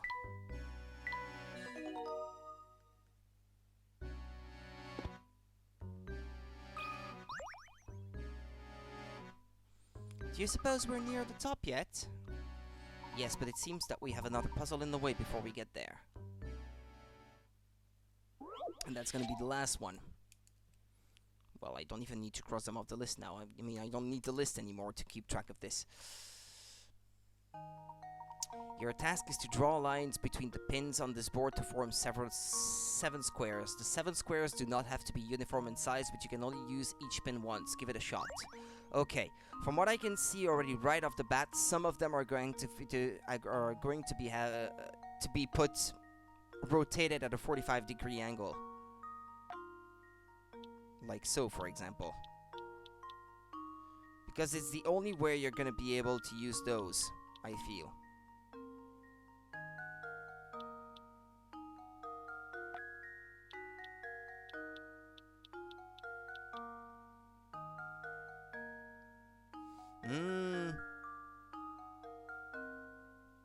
Do I have to use all the pins? Probably not, because that one down there is quite out of the way. I don't see myself being able to make any square using it.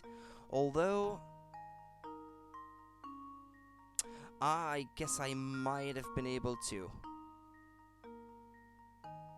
But let's keep going with this anyway. I'm gonna change things if I have to. Can I make small ones? Probably not.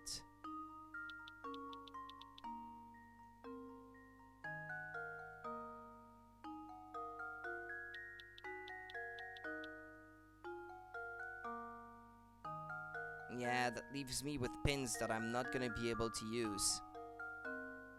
I don't know if this is the best solution, quite frankly.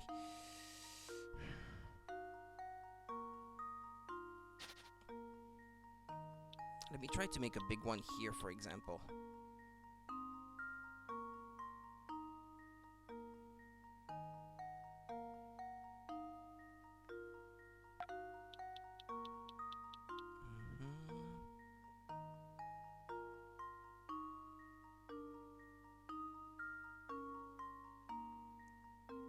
Or actually... I mean, I could make a really big one like this. And another really big one like this.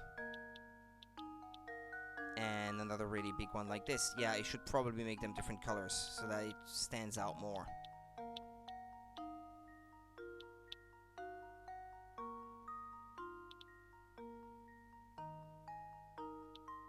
What, they can't intersect? on the same axis? Oh.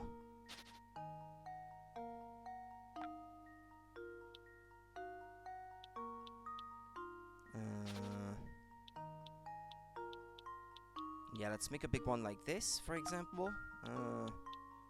Then another one like this. It's gonna be tough. I mean, right off the bat, I think I can tell that it's not gonna be easy. But, that pin down there is puzzling me, because it's completely out of the way, and the only way that it can't be used is if you make a bigger one. Either one like this, or a smaller one that's only 3. Which one would be best? I'd say the smaller one, probably.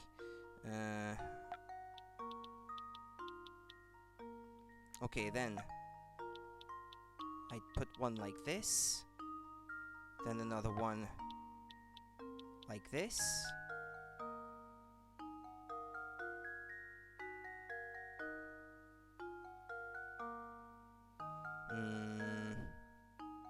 Yeah, I'm not so sure about that last one.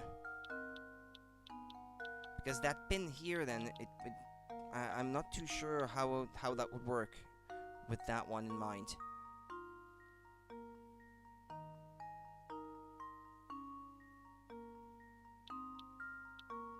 I know, that wouldn't quite be a square, that.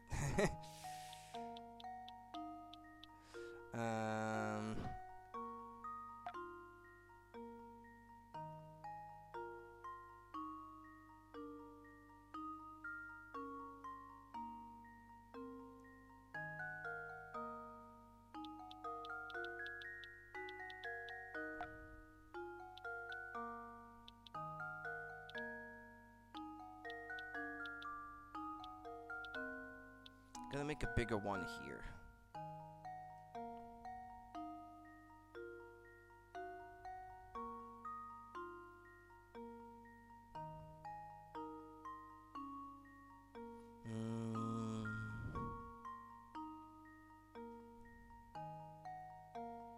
Nah, it's really annoying. But this one, if I am to use it at all,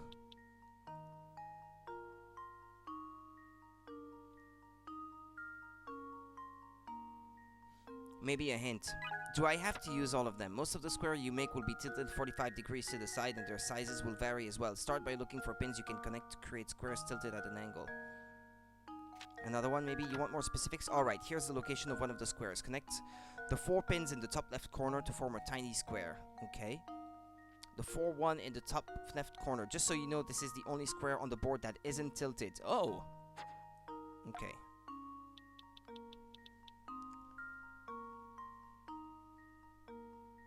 Okay, so the big one I had in mind down there, then, can't make it happen. But that pin is not gonna be used then, because you can't really make a square any other way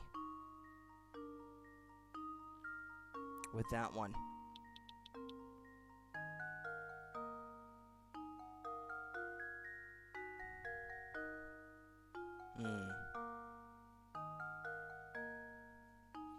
Well, anyway.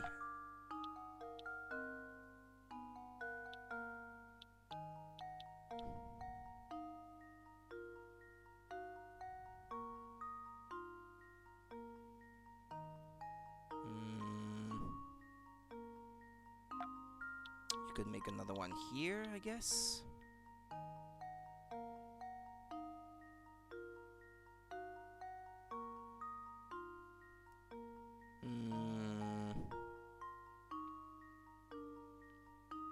Yeah, is that correct, that last one? I'm not even sure.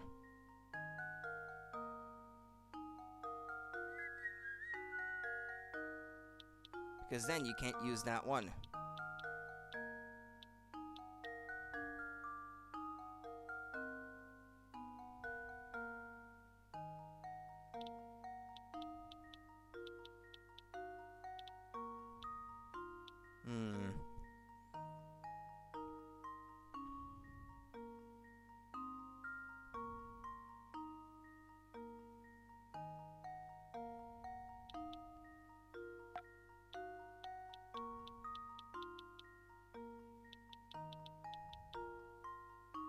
It's the fact that you can only use each one once that's really annoying, because that way I already have 5.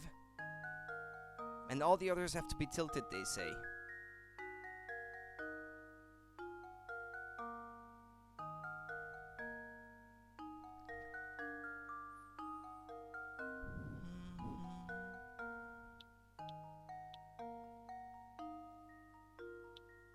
Okay, maybe another hint then. The largest square contains the pin that's third from the top on the left column. The largest square contains the pin that's third from the top on the left column. Third from the top of the left column. And the bottom pin on the far right column.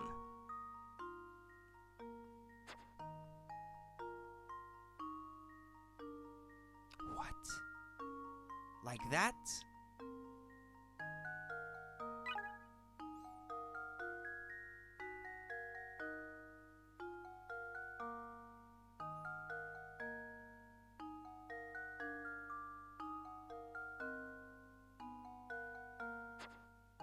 How do you make a square like that? That's impossible.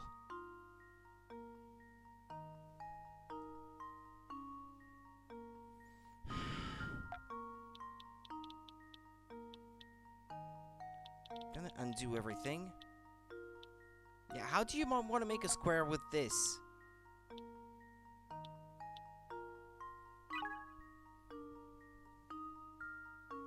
The largest square contains the pin that's third from the top in the left column. I don't see any other.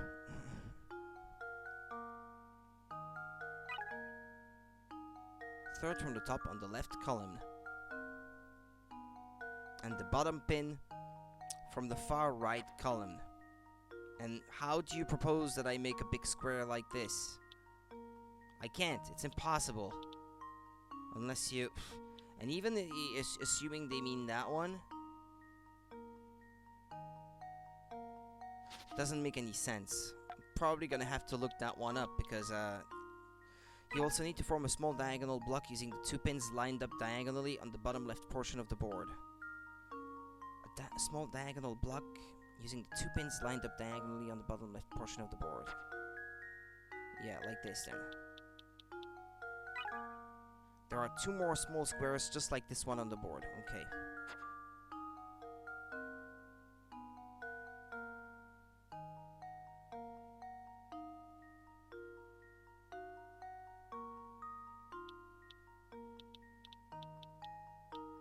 Nah, that's not possible because then that one is used for 2.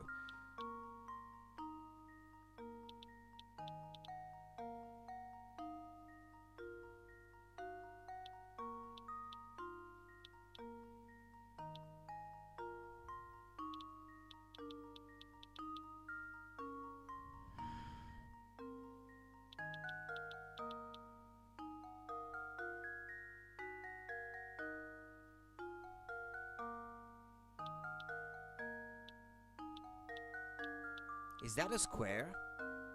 I guess it is. Oh, okay, that's... Yeah, they didn't mean that I had to connect these 2. Yeah, that's not what they meant. Yeah, okay, I understand now. 1, 2, 3... Hold on. Ah, yeah, and then there's another one like this. Hold on. Let me use different colors. That's gonna be easier.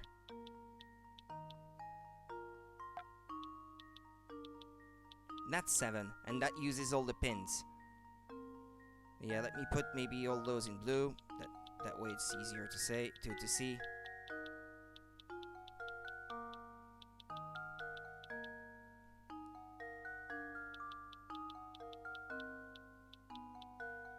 There. How does that look? Good, huh? I needed the hints, though. I couldn't have done it without the hints. That should do it. Actually, I should have just counted the pins to know that you need all of them. Another If there's puzzle 28 solved. pins, then that means you need all of them because you need 4 per square and you can't reuse the same for multiple squares and you need 7 squares, so that's 4 times 7. That's 28. I just had to count the pins to know that all of them are used.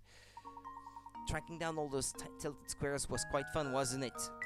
I guess it was. Yeah. Yeah, right. now we're free to keep climbing. You know, it's very odd how this tower is simply huge and yet there is almost nothing inside it. Yes, quite. Other than Bruno's room in the cellar, the whole place is rather bare. Perhaps that is why Bruno's machines make such a racket. This tower is like a giant megaphone. But why would anyone want to construct such a big purposeless tower, Professor? It's exhausting to climb this thing. Ha, did you ever consider that this tower might have been built for the express purpose of exhausting us? This is just another one of the many trials that have been set out for seekers of the Golden Apple. Gosh, that makes perfect sense. Maybe that's also why the tower looks so scary on the outside. We've completed every puzzle in the game, smashing work!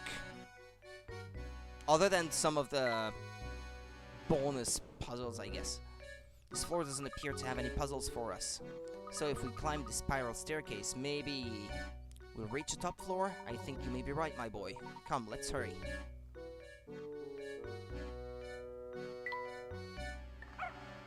There are still hint coins even here?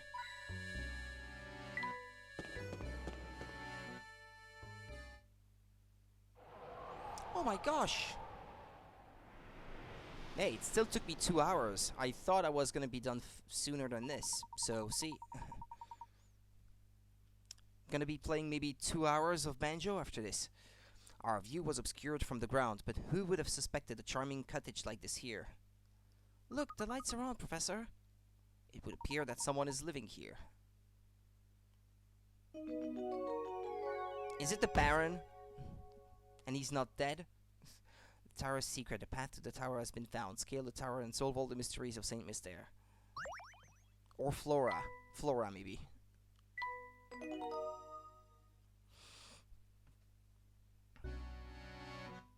But did I solve all the mysteries? No, there's still 2. Noise at the manor. First met Lady Dahlia. Reinhold Manor was rocked by a noise so loud it shook the walls of the mansion and scared off Claudia.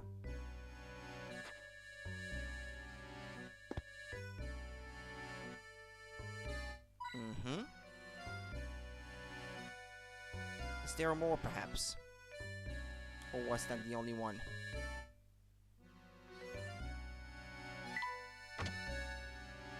You've reached the top of the tower. Continue into the house, return to the village and explore more. Nah, let's continue. I've got all the puzzles. That's enough. What kind of person would live in a place like this? Unbelievable. Just look at this room. The stuff in here has to be worth a fortune. This must be the top floor that Bruno spoke of. So we might be standing in the same room as the Golden Apple at this very moment. I've been waiting for you two. Flora. It's you!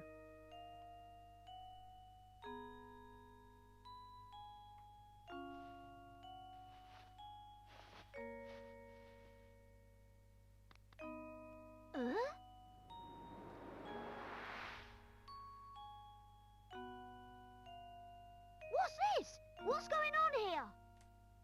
My boy, what you see here is the Golden Apple herself. Huh? She is? You're the Golden Apple? Professor, you knew about this? I had an inkling. Well, I didn't. That part I didn't have an inkling about. Don't you see the genius of it, though? The Baron didn't write the will to find a successor to his fortune. His true aim was to find a worthy guardian for his daughter, and he was willing to put his whole fortune on the line to do so. Yes, my name is Flora. I've been waiting here in the tower for so long. Were you locked up in here the whole time? Well, no, she's been wandering around the village. So, oh no, but before Papa passed, he told me that I should wait here until someone from outside Saint Mystere came for me. Papa said that whoever came for me would be someone I could trust with my life. So that's why you kept watching us move around the village. What was that? Yeah, what was that sound? That was one of the remaining mysteries. What's going on? Oh!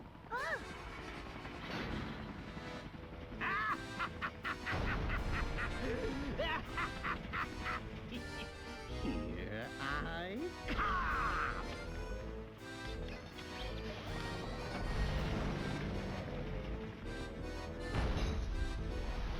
No.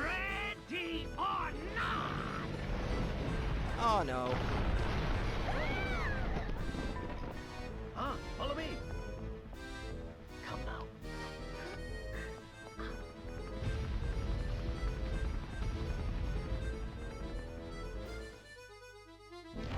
Follow me, we must evacuate this tower immediately. What now?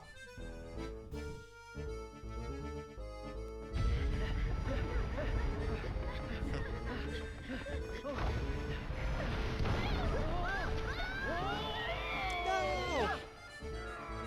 Professor! Luke, go ahead without us. I have an idea. But, We're fine. Go on. all right. It's all right, dear. This way. What does he have in mind? What are we going to do?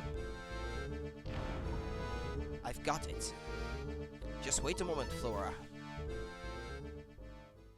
Make a parachute? Yes. What the heck?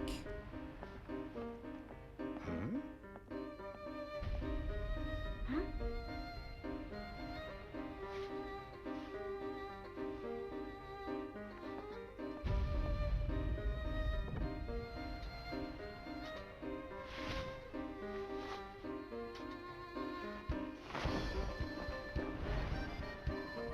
Oh. Well, that's badass. He made a hang glider. Layton, I'll smash you right out of the sky.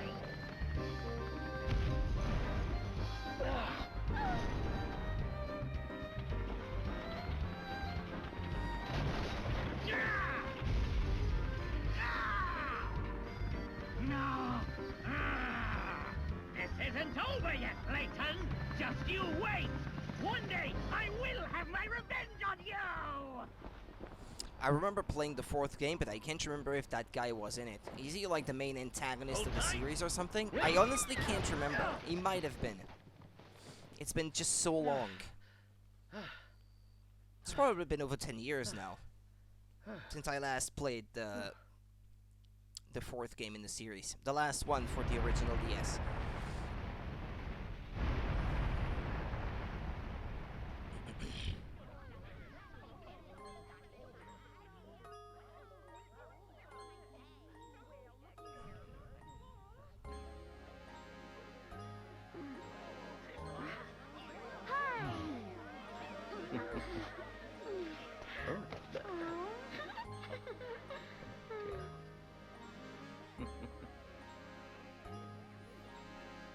Hmm?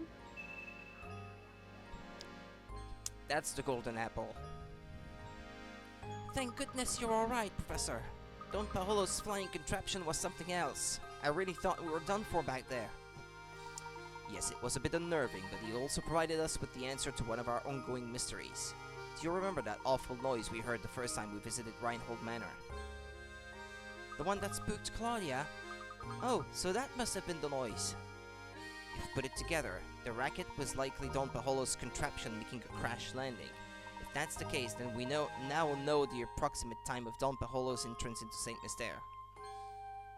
That makes perfect sense, so it follows that Franco wouldn't have noticed Don Paholo's entrance. So if Flora is the golden apple that everyone's been looking for, that means the treasure that Lady Dahlia and the others were chasing never existed in the first place. No, I'm fairly certain they were mistaken. I do believe a fortune is hidden somewhere within the village. But the Baron would need to hide it somewhere only the golden apple would know to look. You mean that Flora knows where the treasure is hidden? I'm sorry, but I don't know about a treasure or anything like that. She might know without knowing it. Without realizing it, is what I should say. Let's head back to Reinhold Manor one more time. I suspect we'll clear everything up there. Is it behind the bookcase? Like I suspected all along? It looked fishy, that portion of the screen. Professor, do you really think the treasure could be located here? Look closely at this painting, Luke. I'm sure it holds the key to the Reinhold fortune. Is that a hole where her brooch is supposed to be? But I've already looked at it. If we solve this mystery, Luke, I'm certain we'll come face to face with the Reinhold treasure. Touch the painting where the golden apple is hidden. Oh, what? Where, handle like here. Now, Luke, it's important to be a gentleman. But wasn't it on her chest? Or is it her neck? Or something? Oh yeah, more like her neck, yeah. Okay. Now, Luke, it's important to be a gentleman.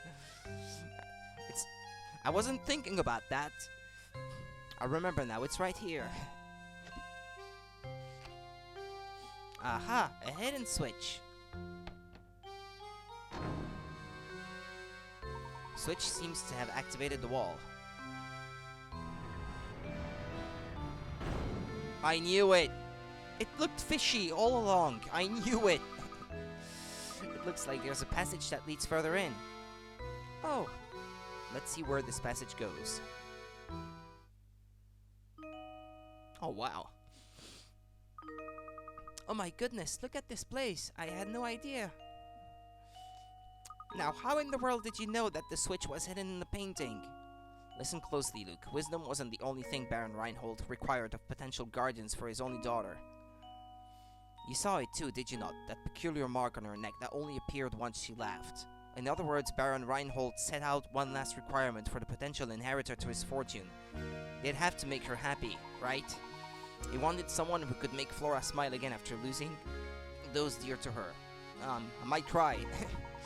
To that person and that person alone would Baron Reinhold reveal the location of his actual fortune. That's unbelievable, Professor, but it all makes sense now. Flora, my little Flora. Where's that voice coming from? Flora, you've made it here at last. That voice, Papa, is that you? Papa! My dear Flora, has the village watched over you as I would have? I built Saint Mystere for you so that you would never have to know true loneliness. Well, to be fair, Bruno did the actual building, but that's beside the point. In any case, if you've come this far, I suppose it's safe to assume my plan was a success. My greatest regret is that I'm not there to see you become a young woman. But please know that I want nothing more than for you to be happy. Whether the person by your side right now can give you that or not is up to you, I suppose. And to you who have found your way to my daughter's side, you have my heartiest congratulations. If you could make it through the parage of puzzles I set before you, I imagine a person of your abilities has already caught on, but allow me to reveal the Saint Mystere's secret. The secret of Saint Mystere? Recently I was told by my physician that I don't have much time left on this earth. I can come to terms with dying, but the thought of leaving my only child alone in the world torments me. This is why I've commissioned Bruno to construct Saint Mystere. At least this way she'll be safe and protected until she's old enough to venture into the outside world. Streets and buildings are the bones of a village, but its heart is the people who live in it. This is why I asked Bruno to create all of the villagers here, as well as all the puzzles hidden within them. I've asked Matthew to make news of my death public only once Flora has grown past childhood. So stranger, how does my beautiful little flower look now? I imagine she's blossoming into adulthood. Not quite yet, I suppose. Equally important to me is finding someone to whom I can entrust both my daughter and my fortune. This is why the inhabitants of Saint Mystere are constantly testing the knowledge of the visitor. If you've made it this far, it must mean that you possess both wisdom and dedication to my daughter. I am confident that you will take good care of my fortune and Flora. This is why everything in this room, the whole of my fortune, belongs to you now. When you remove it from here, Saint Mystere will complete the objective for which it was created. I imagine the inhabitants will fall into a deep sleep from which they are never to awaken. Now wait just a minute, is he saying that if we take the treasure, all of Saint Mystere will just disappear? I honestly don't know the answer to that question, Luke, but it's possible that Saint Mystere is designed to shut down the instant we lay a hand on the treasure.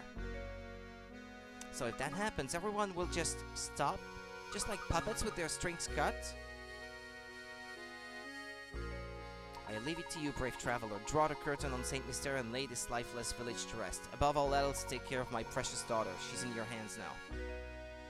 Oh, Papa. I can't believe it. If we even touch this treasure, all of Saint Mystere will just grind to a halt. Flora, by right, this inheritance belongs to you. You should be the one to decide what's done with it. I don't want it. But why ever not, my dear? The people who live here have been with me for so long. Curious as this village is, it's watched me grow up. I want Saint Mystere, my village, to stay just as it is forever. I see. Then so it shall be. But what of you, Flora? Will you stay here with your village? She doesn't know. And that's the last of the mystery solved. Are you sure this is quite alright, my lady? Certainly, if leaving will make Flora happy, I'd like nothing more than to see her off with a smile. Is the cat real, or is that a machine too?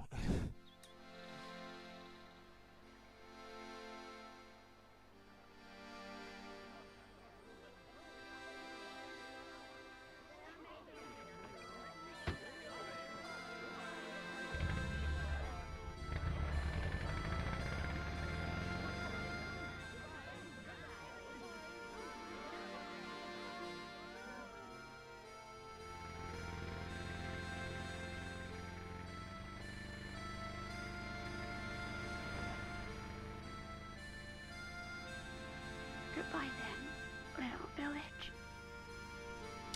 She had a voice actress for that one line of dialogue. Oh no, I guess she had a few before, maybe. Cool. What an astonishing village that was, Professor. Does this mean you'll be gracing the front pages of the London papers again sometime soon?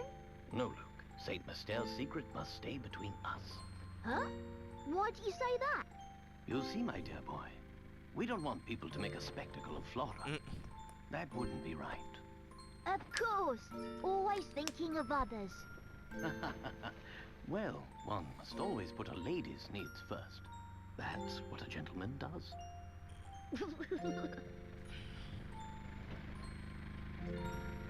How come you're always single then?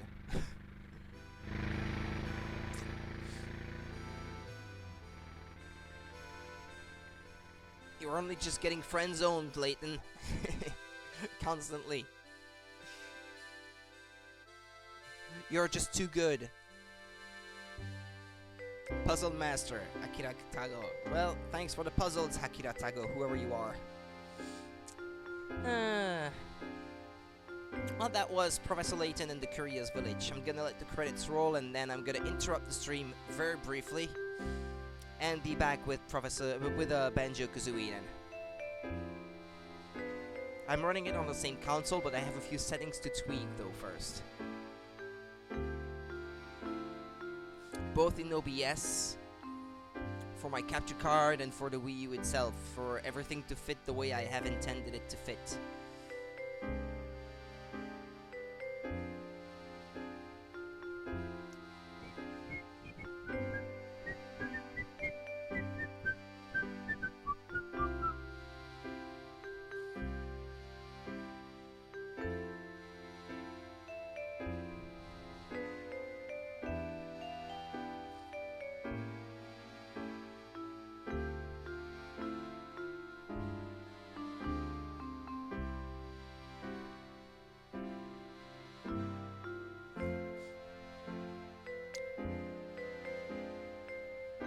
But you got to be quite talented when I think about it to create all those puzzles. Because they made so many games like this. If no two puzzles are the same, I guess some of them reuse the same kind of mechanics though.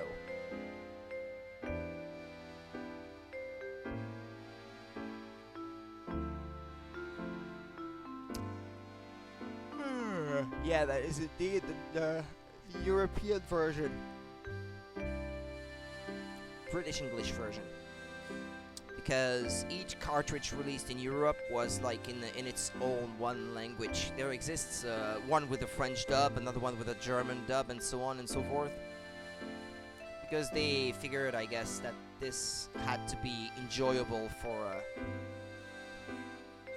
even little kids, like in their own language or something, without sounding too foreign.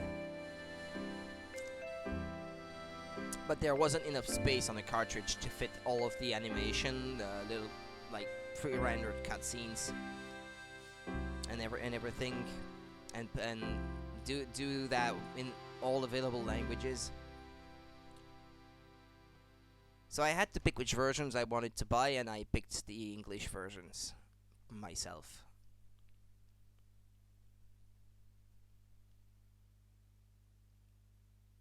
And I was gonna say, there's no music anymore.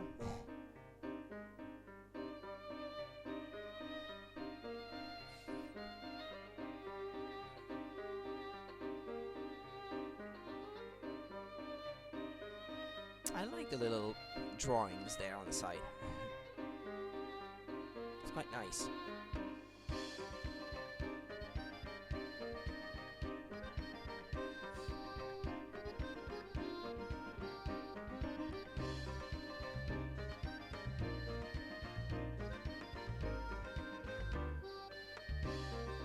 When I think about it, the Baron is quite an asshole.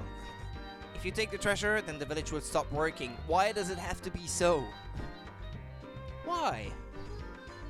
Like, let them have the treasure.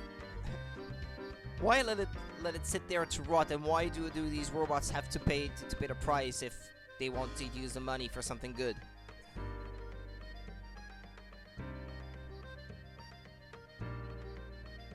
That sounds like a very arbitrary rule to me.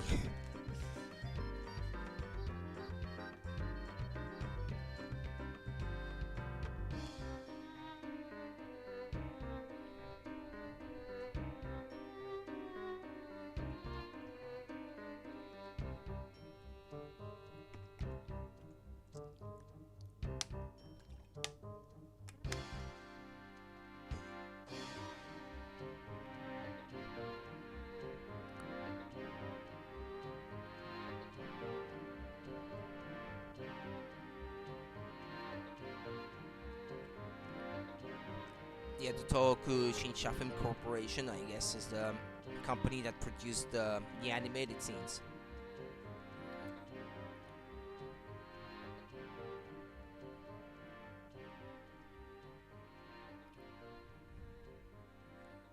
The end.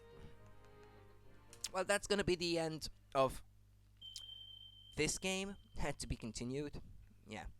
Well, I will not be streaming the second game straight away. I mean, well, hold on, let me read this. Though you've reached the story's end, Professor Layton and the Curious Village is far from over. How many puzzles did you solve over the course of your adventure? Precisely 120 puzzles are hidden throughout the village, so why not try to complete every puzzle? Also, be sure to check the bonuses section. Fulfill certain conditions to unlock more bonus content. Your game will save now. When you continue or resume play at the top of the tower. Yep, okay. Okay, I was gonna say...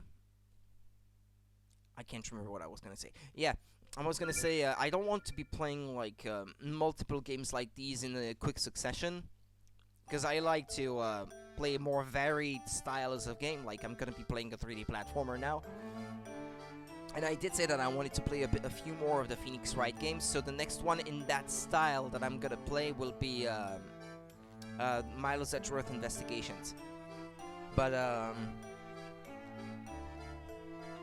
I might want to squeeze a few more games in between, because those games have me need to read out loud a lot of lines of dialogue and so on and so forth, so it's a bit exhausting. It's not that I don't like it, but I don't like to do it for very prolonged periods of time. But anyway, I'm gonna interrupt the stream here then, and I will be back with Banjo-Kazooie after I'm done setting everything up to be able to stream the next game. So, I'll be right back.